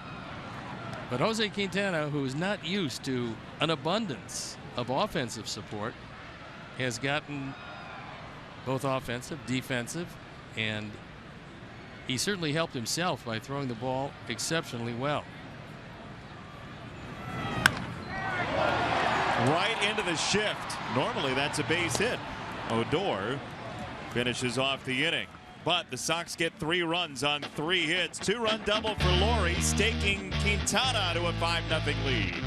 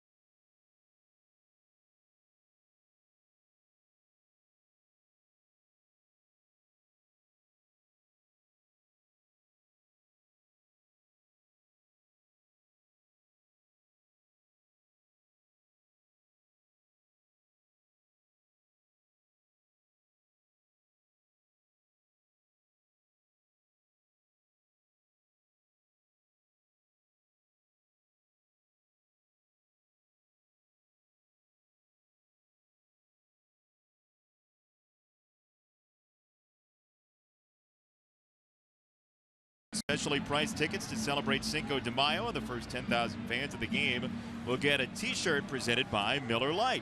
To buy tickets, visit whitesox.com/Cinco. We would be remiss if we didn't offer a very happy Passover to all of our Jewish viewers. It starts this evening. Including yourself. Yes, and I am viewing it and enjoying it. You got double the monitors that I have. You better be viewing it. Right center field for Prince Fielder. Off the national sign. Jackson spins it in, and Fielder is there with a leadoff double.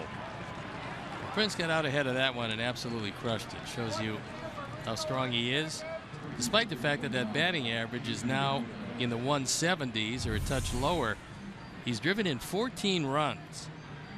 You know, for a run producer, they don't really care what the batting average says. That isn't relevant. If you're going to drive in 100+ runs, you're going to be a valuable man in the middle of that order. And swinging from the left side, he is a valuable man.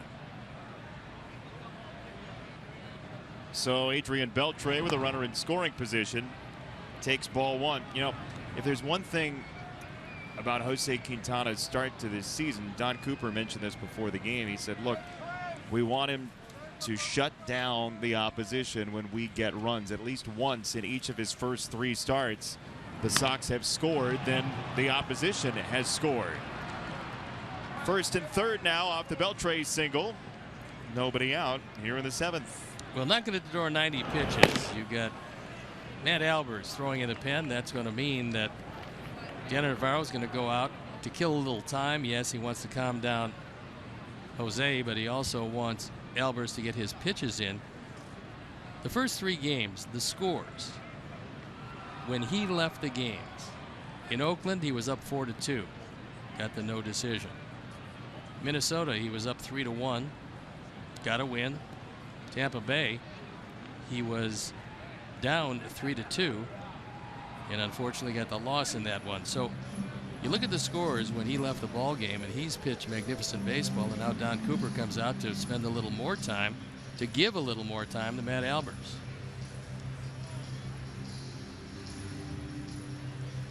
So first and third, nobody out. Desmond, Moreland, and Rua.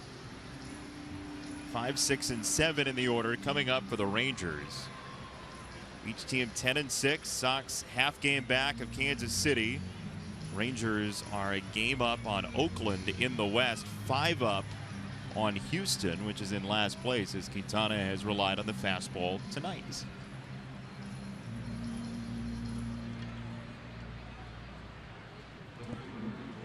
He's got it up there, 93 miles an hour.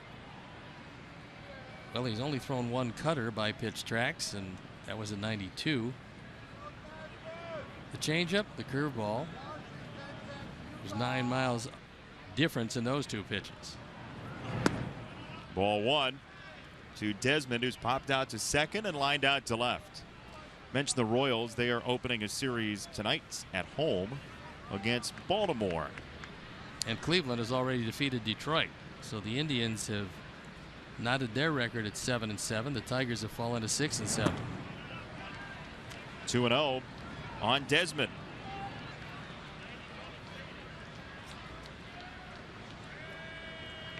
Indians just sent Michael Brantley out on a rehab assignment to AAA Columbus. Lonnie Chisenhall off the DL a couple of days ago. The outfield coming back into shape for Cleveland. 3-0 now on Desmond. Cleveland is going to be here for the 2nd time on the 23rd, 4th, and 5th of May. So we will have seen them twice in Chicago before we go to Cleveland. And now Don Cooper wants to know if Albers is ready. I assume that Bobby Thigpen is going to answer in the affirmative. 3-0. This is trouble. Bases loaded, nobody out. 7th inning for the Rangers. Second walk for Quintana. You got the lefty Moreland coming up. So what, pray tell, do you do if you're Robin Ventura and Don Cooper? I think he's going to leave him in. He's 0 for 2 against him. Last time he hit the ball not overly hard leading off the 5th inning. That Austin Jackson did the honors. We would gladly trade the double play for the run here. 5-0 Sox.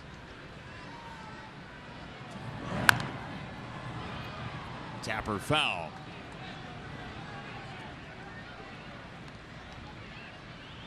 Rua is next. He's 0 for 2. He's a righty. Then Odor, the lefty, to follow.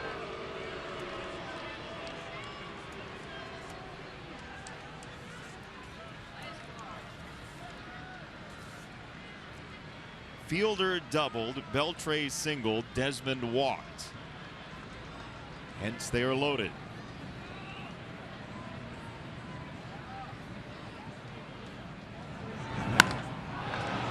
To right field. Nice play by Eaton. Throw to first, not in time. He's off the bat. Got the out there, and over at third, there are 2 runners in the same spot.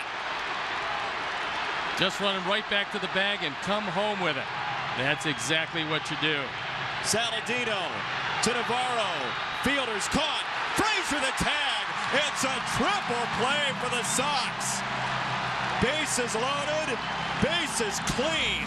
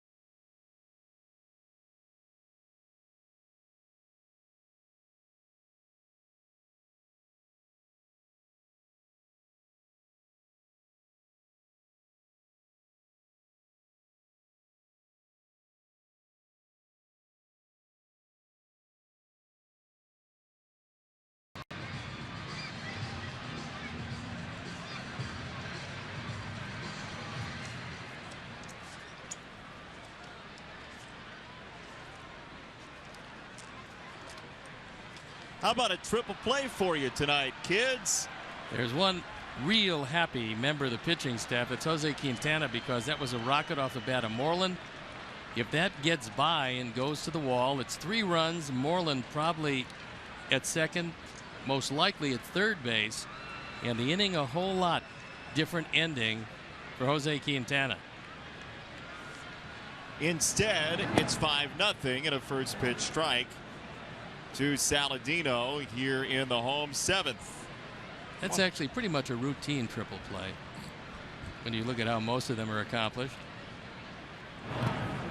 Score this one 9-3-6-2-5. It looked for a while like it was going to have to be 8-6-7-5-3-0-9. There was certainly a minimum of throws when you consider how much was going on in the infield. And for a while, Jose Abreu looked like a bullfighter at first base.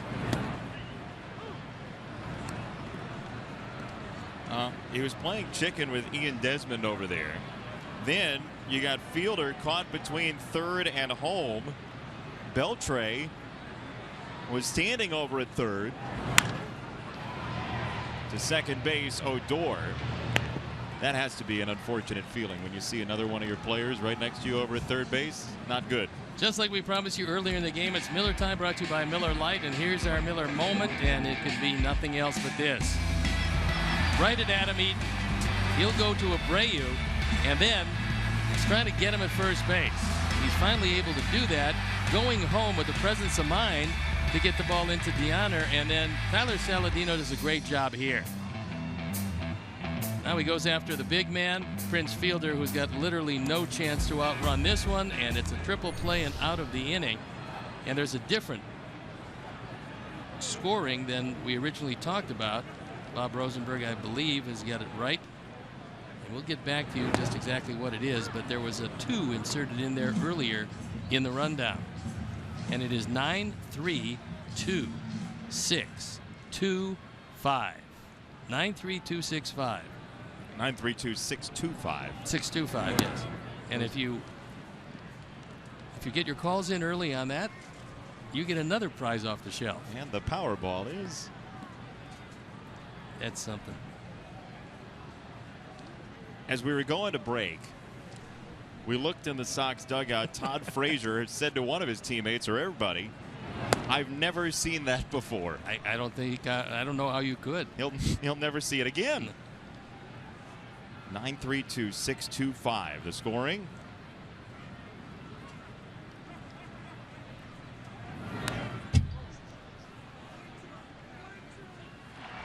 There's Frazier.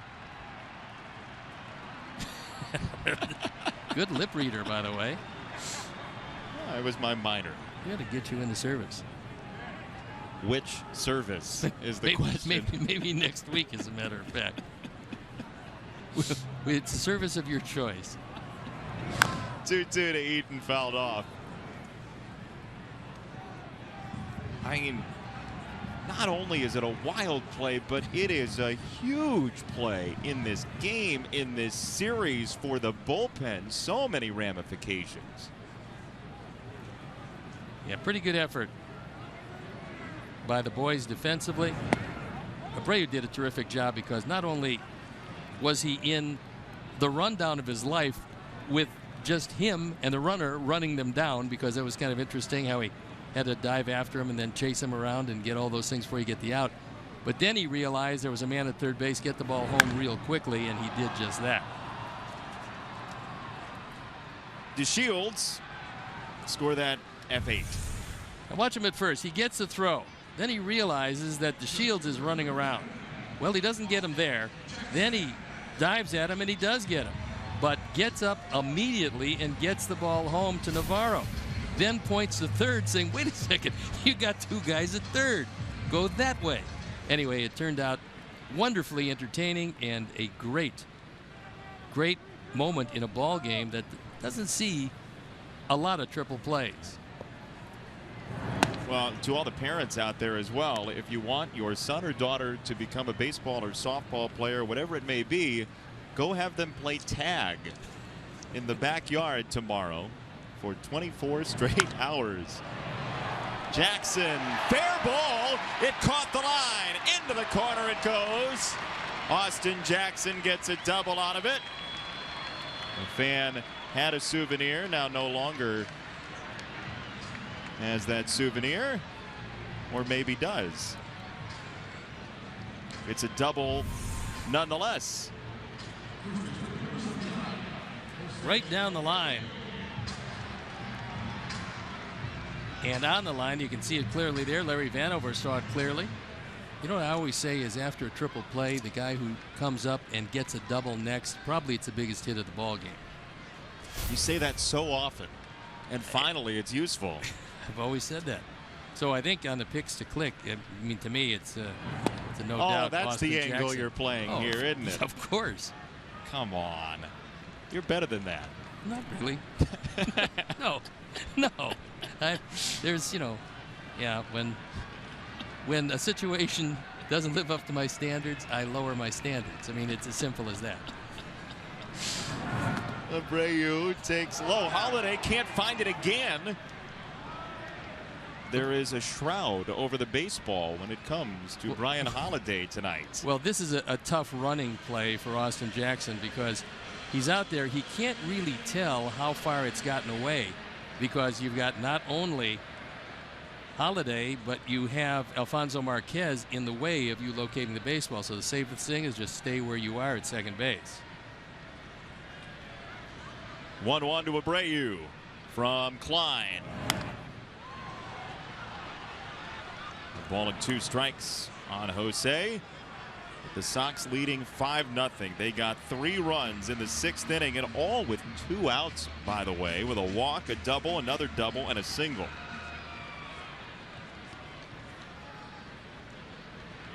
Pretty impressive 6th, and a very impressive way to tightrope your way out of the 7th.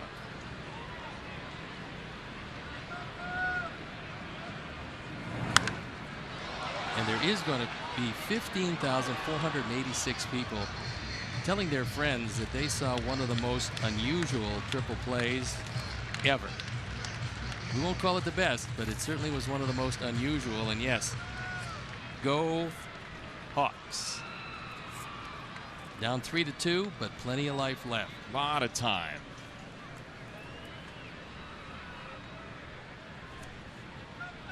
One and 2.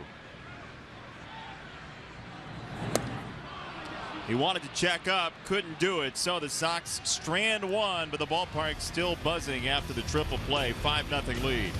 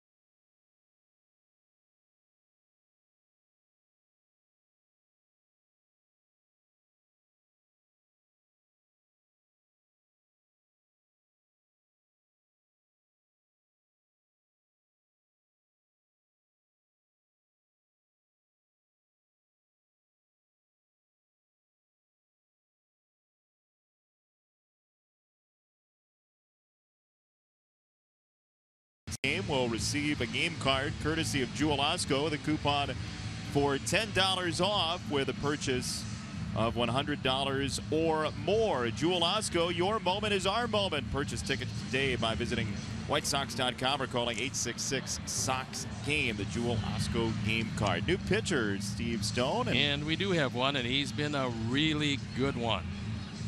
And that is Matt Albers. He's got 5 holds on for the 8th time. He's given up nothing. 7 2/3, 6 hits, 1 walk, 5 strikeouts. Left-handers hitting less than right-handers, which is somewhat unusual. And that heavy sinker is what he features. 30 straight scoreless innings. That's the streak he's on. Bottom third of the order for the Rangers, and Rua takes a strike. Got to be careful with the power of this young man because he is very strong.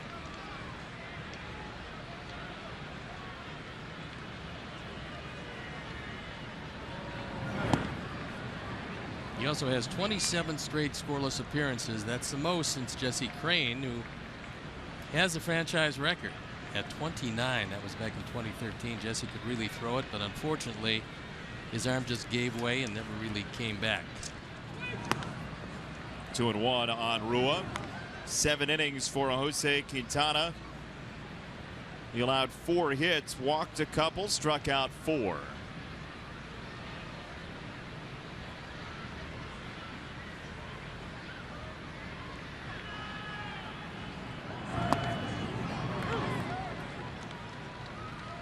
Tough pitch to do anything with. 2-2 from Albers, who we last saw in back of Matt Latos in the Sox 5-0 win on Tuesday night against the Angels.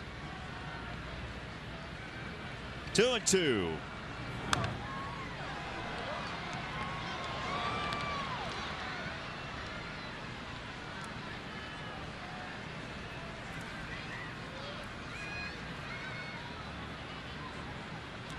might have as good of a chance of hitting that 251 mil as you do of getting a 9-3-2-6-2-5 triple play.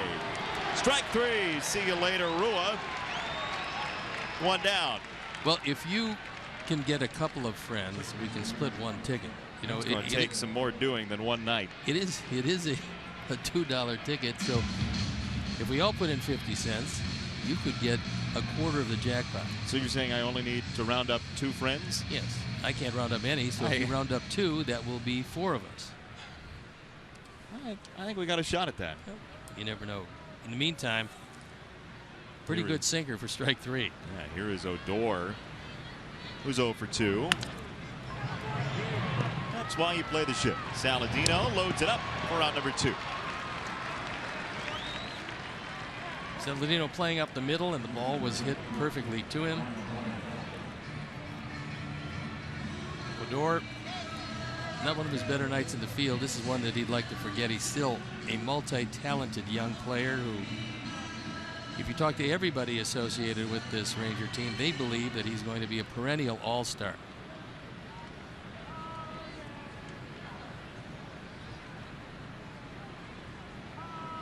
Two down. Holiday inside, could have gone either way.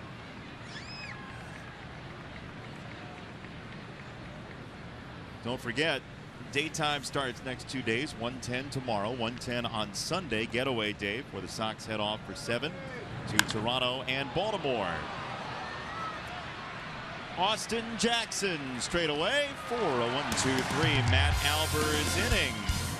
Becoming old hat for Matt. 5-0 after 7½.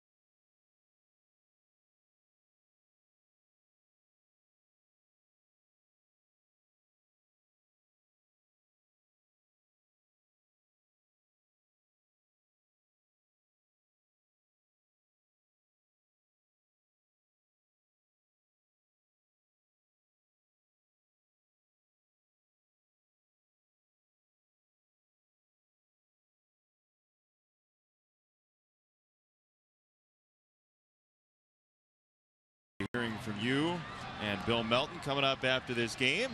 We get a brand new pitcher into this game, following up Perez and Klein. It's a man you might remember from the Seattle Mariners, Tom Wilhelmsen. At his best, he was awfully good, but that ERA of 22.50 for 5 games would show you that he has been far from his best. He used to have a great overhand curveball and some big velocity. These days, the velocity not quite there, and trying to find himself out of this Ranger pen. He will pitch the 8th, and that is not a good start. Ball 1 to Frazier. Last time Tom Wilhelmsen pitched, it was 7 days ago. 5 hits, 5 earned, 23 pitches. There's a strike to Frazier, who walked and scored to start the 6th inning rally.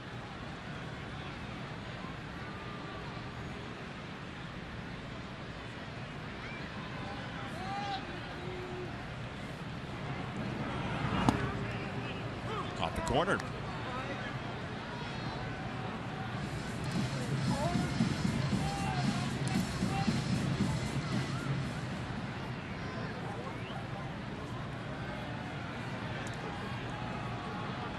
One and 2 to Frazier. He laid off nicely. 2 balls and 2 strikes. Putnam and Jennings throwing in the pen. Wilhelmsen last year with Seattle, it wasn't a bad year for him. 2-2, 3.19 ERA and 53 appearances. He did save 13.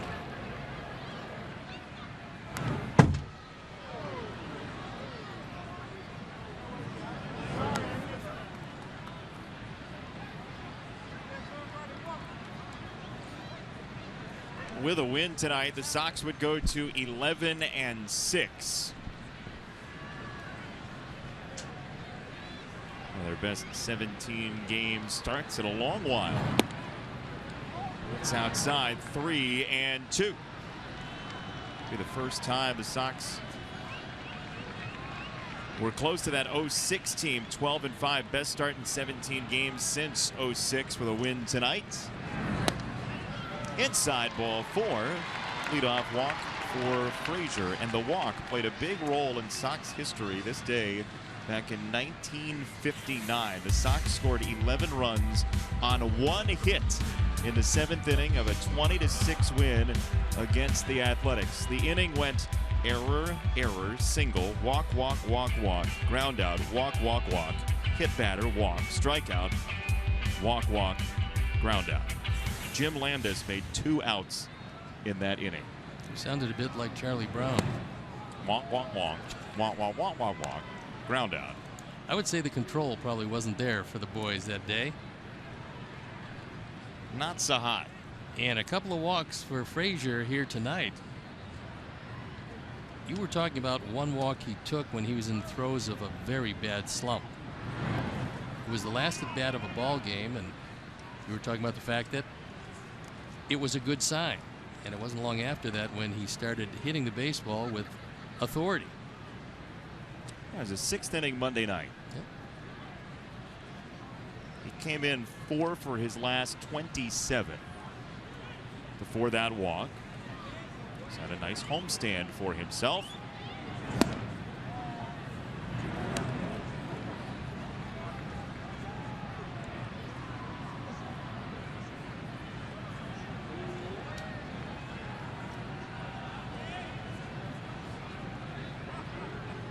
Two-1. Long run to Shields, and he is there for out number 1. But Melky Cabrera was motoring around the bases in the 2nd inning. He's had an adventuresome night. He tags up after coming halfway, able to get into 3rd base, and then when Holiday can't find it, Melky sees it all the way and he scores. And at that point, it was a huge first run of the ball game.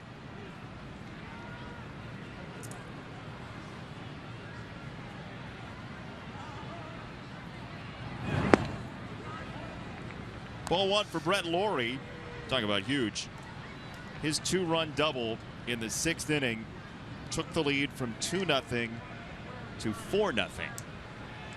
That absolutely was the key hit of the ball game. And it doesn't diminish, obviously, what a lot of the other guys did tonight. But that put a little daylight between our Sox and their Rangers, and it made that 7th inning certainly threatening, but it had been a lot more threatening with a different score on the board. It's outside, ball 3 to Laurie.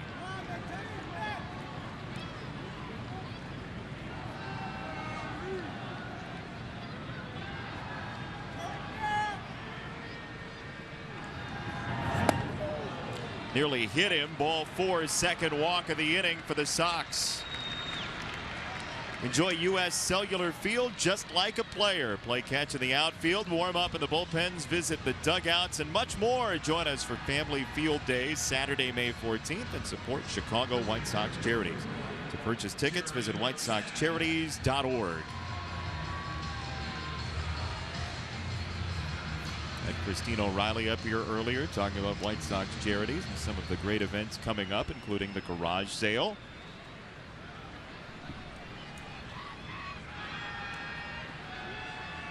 Two on, one out. Jerry Sands takes a strike.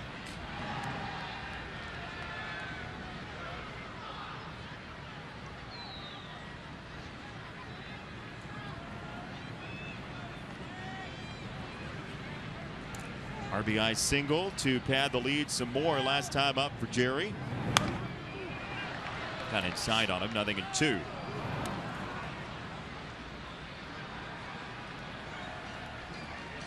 This game looked like it was going to pivot toward the Rangers. They loaded the bases, nobody out in the top of the 7th inning, and the Sox turned a triple play that started with Adam Eaton and ended with Todd Frazier, and a lot of stuff in between.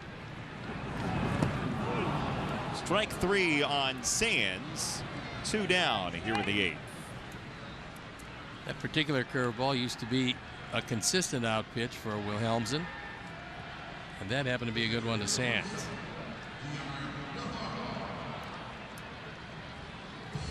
Two out for Deoner Navarro.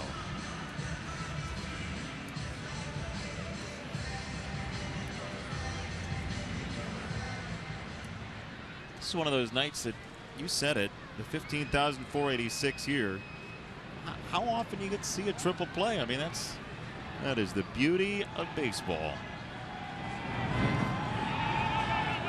You certainly get a chance to see them every now and then, but usually you see them with the infield. The major part about it, that's what happened toward the end of the various rundown and everything that went on. You just don't see quite that many players involved with it. Usually you see a lot of bases tagged as opposed to guys tagged out. And it started with a very good play by Adam Eaton, because that was a rocket off the bat of Moreland. That ball drops. We're talking about a 5-0 game becoming 5-2, maybe 5-3 if it gets by. And the bullpen pressed into duty. Instead, triple play, 5-0, and easy street to this point to the bottom of the 8th. Well, if there certainly is one pitcher on the ball club that certainly deserves something like that, it's Jose Quintana, because you take a look at some of the things that have happened to him over the course of the last 3+ years, you'll realize he's had as bad a luck as there's been in the league. So it was nice that he was able to escape this one. 7 innings pitched, no runs on just 4 hits. He walked 3. He fanned 5. So one triple play equals how many no decisions on the even it out scale? Well, he's got 53 of them, so I think they're not quite even yet. He could use a few more. Holiday's under attack behind the plate. Well, certainly with Wilhelmsen and that big curveball, you're going to find a lot of them winding up in the dirt. And he's had a lot of pitches in the dirt, starting with Perez, who was throwing a lot of breaking balls in the dirt. Klein, not so much. Wilhelmsen, yes. But a very busy night for Brian Holiday.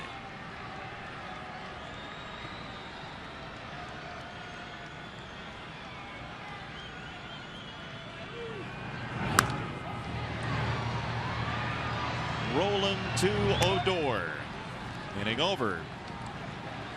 Sox have stranded 5. They've scored 5. To the 9th we go.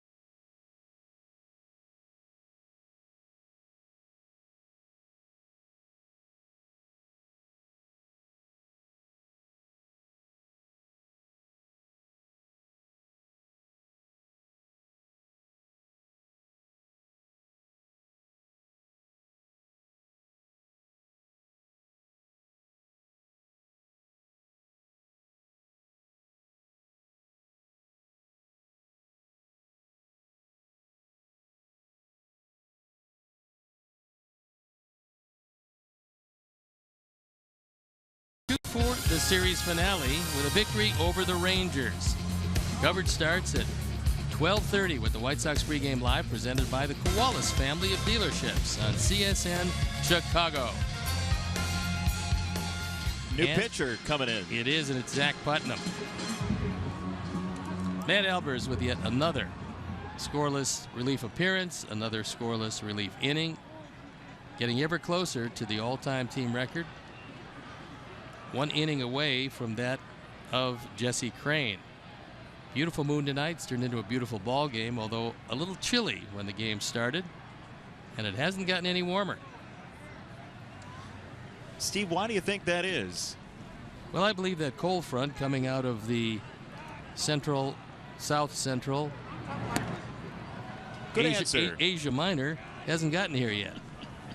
Ball 1. It'll be here, though, I think sometime before the next homestand. The warm front or the new cold front? Or both? Both.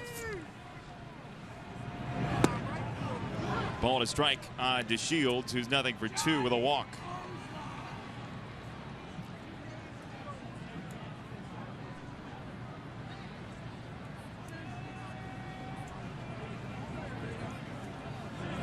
This is of note to Chicagoans, I'm sure. 1978. This day, Yes. the Blues Brothers debuted on Saturday Night Live. How about that? Turned out to be a memorable pairing. Strike 3, 1 down in the 9th. MLB.TV Premium, #1 live streaming sports service, delivers every out-of-market game live in HD on over 400 supported devices. Includes a free subscription to @Bat Premium, the #1 app for live baseball. Blackout and other restrictions apply. 1 down for Elvis Andrus.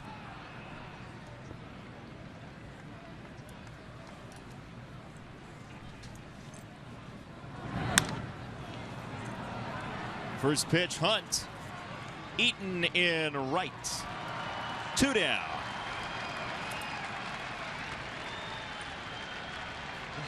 Fans often leave U.S. Cellular Field with the Blues Brothers ringing in their ears. How about the fact that with 1 more out, assuming that this one stays the same, the Sox will have 4 shutouts in the early going. I mean, I know it's been overwhelming pitching, but that is a spectacular way to start the season. Strike one to Prince Fielder, who was the final out of that 9-3-2, 6-2-5 triple play. Just a routine triple play. In the seventh.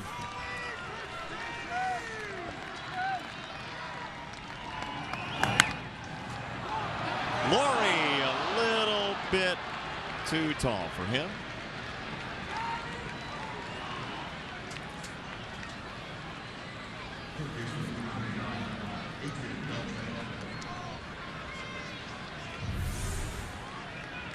You can certainly try to shift, but if you got a real tall second baseman, he might have made that play.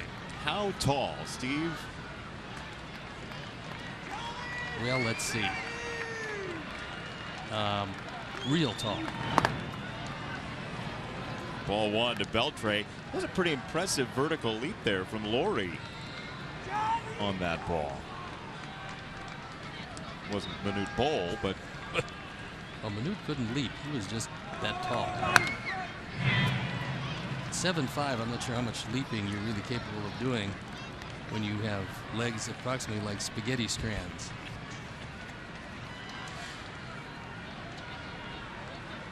Brent will be going to his home country coming up next week. A Canadian. Hope you bring your passport. I would hate to leave you on the curb. Maybe we did that earlier tonight. But for those who might not have been watching. Hey, they didn't do the passport bit. They say 2-1 from Putnam with Fielder at first. Beltre at the plate. Subaru White Sox post-game live. Just one out away, Chuck and Bill. That was a pretty good pitch, and he didn't get it. So a little bit of difference between 2-2 and 3-1.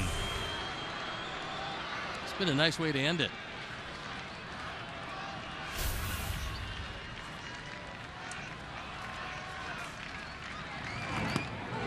Strike two. Last time in 17 games into a season, there were 4 shutout wins. It was back in a banner year, by the way. One of the great years of all time, 1947.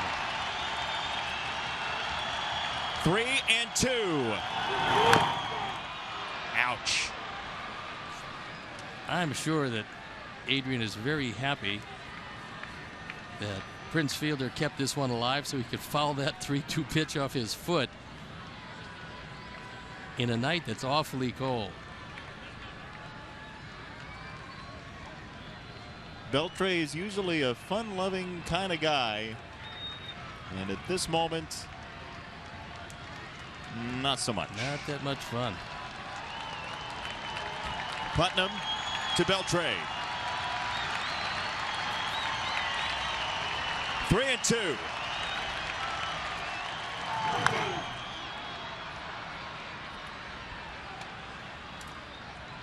The timeless game strikes again.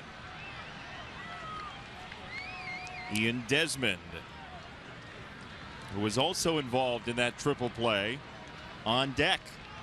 He also hit a line drive rocket in the 4th inning that Melky Cabrera somehow snagged in left field, one of the better plays this year. Shortstop, Saladino. There is shutout number 4. The Sox are 11-6.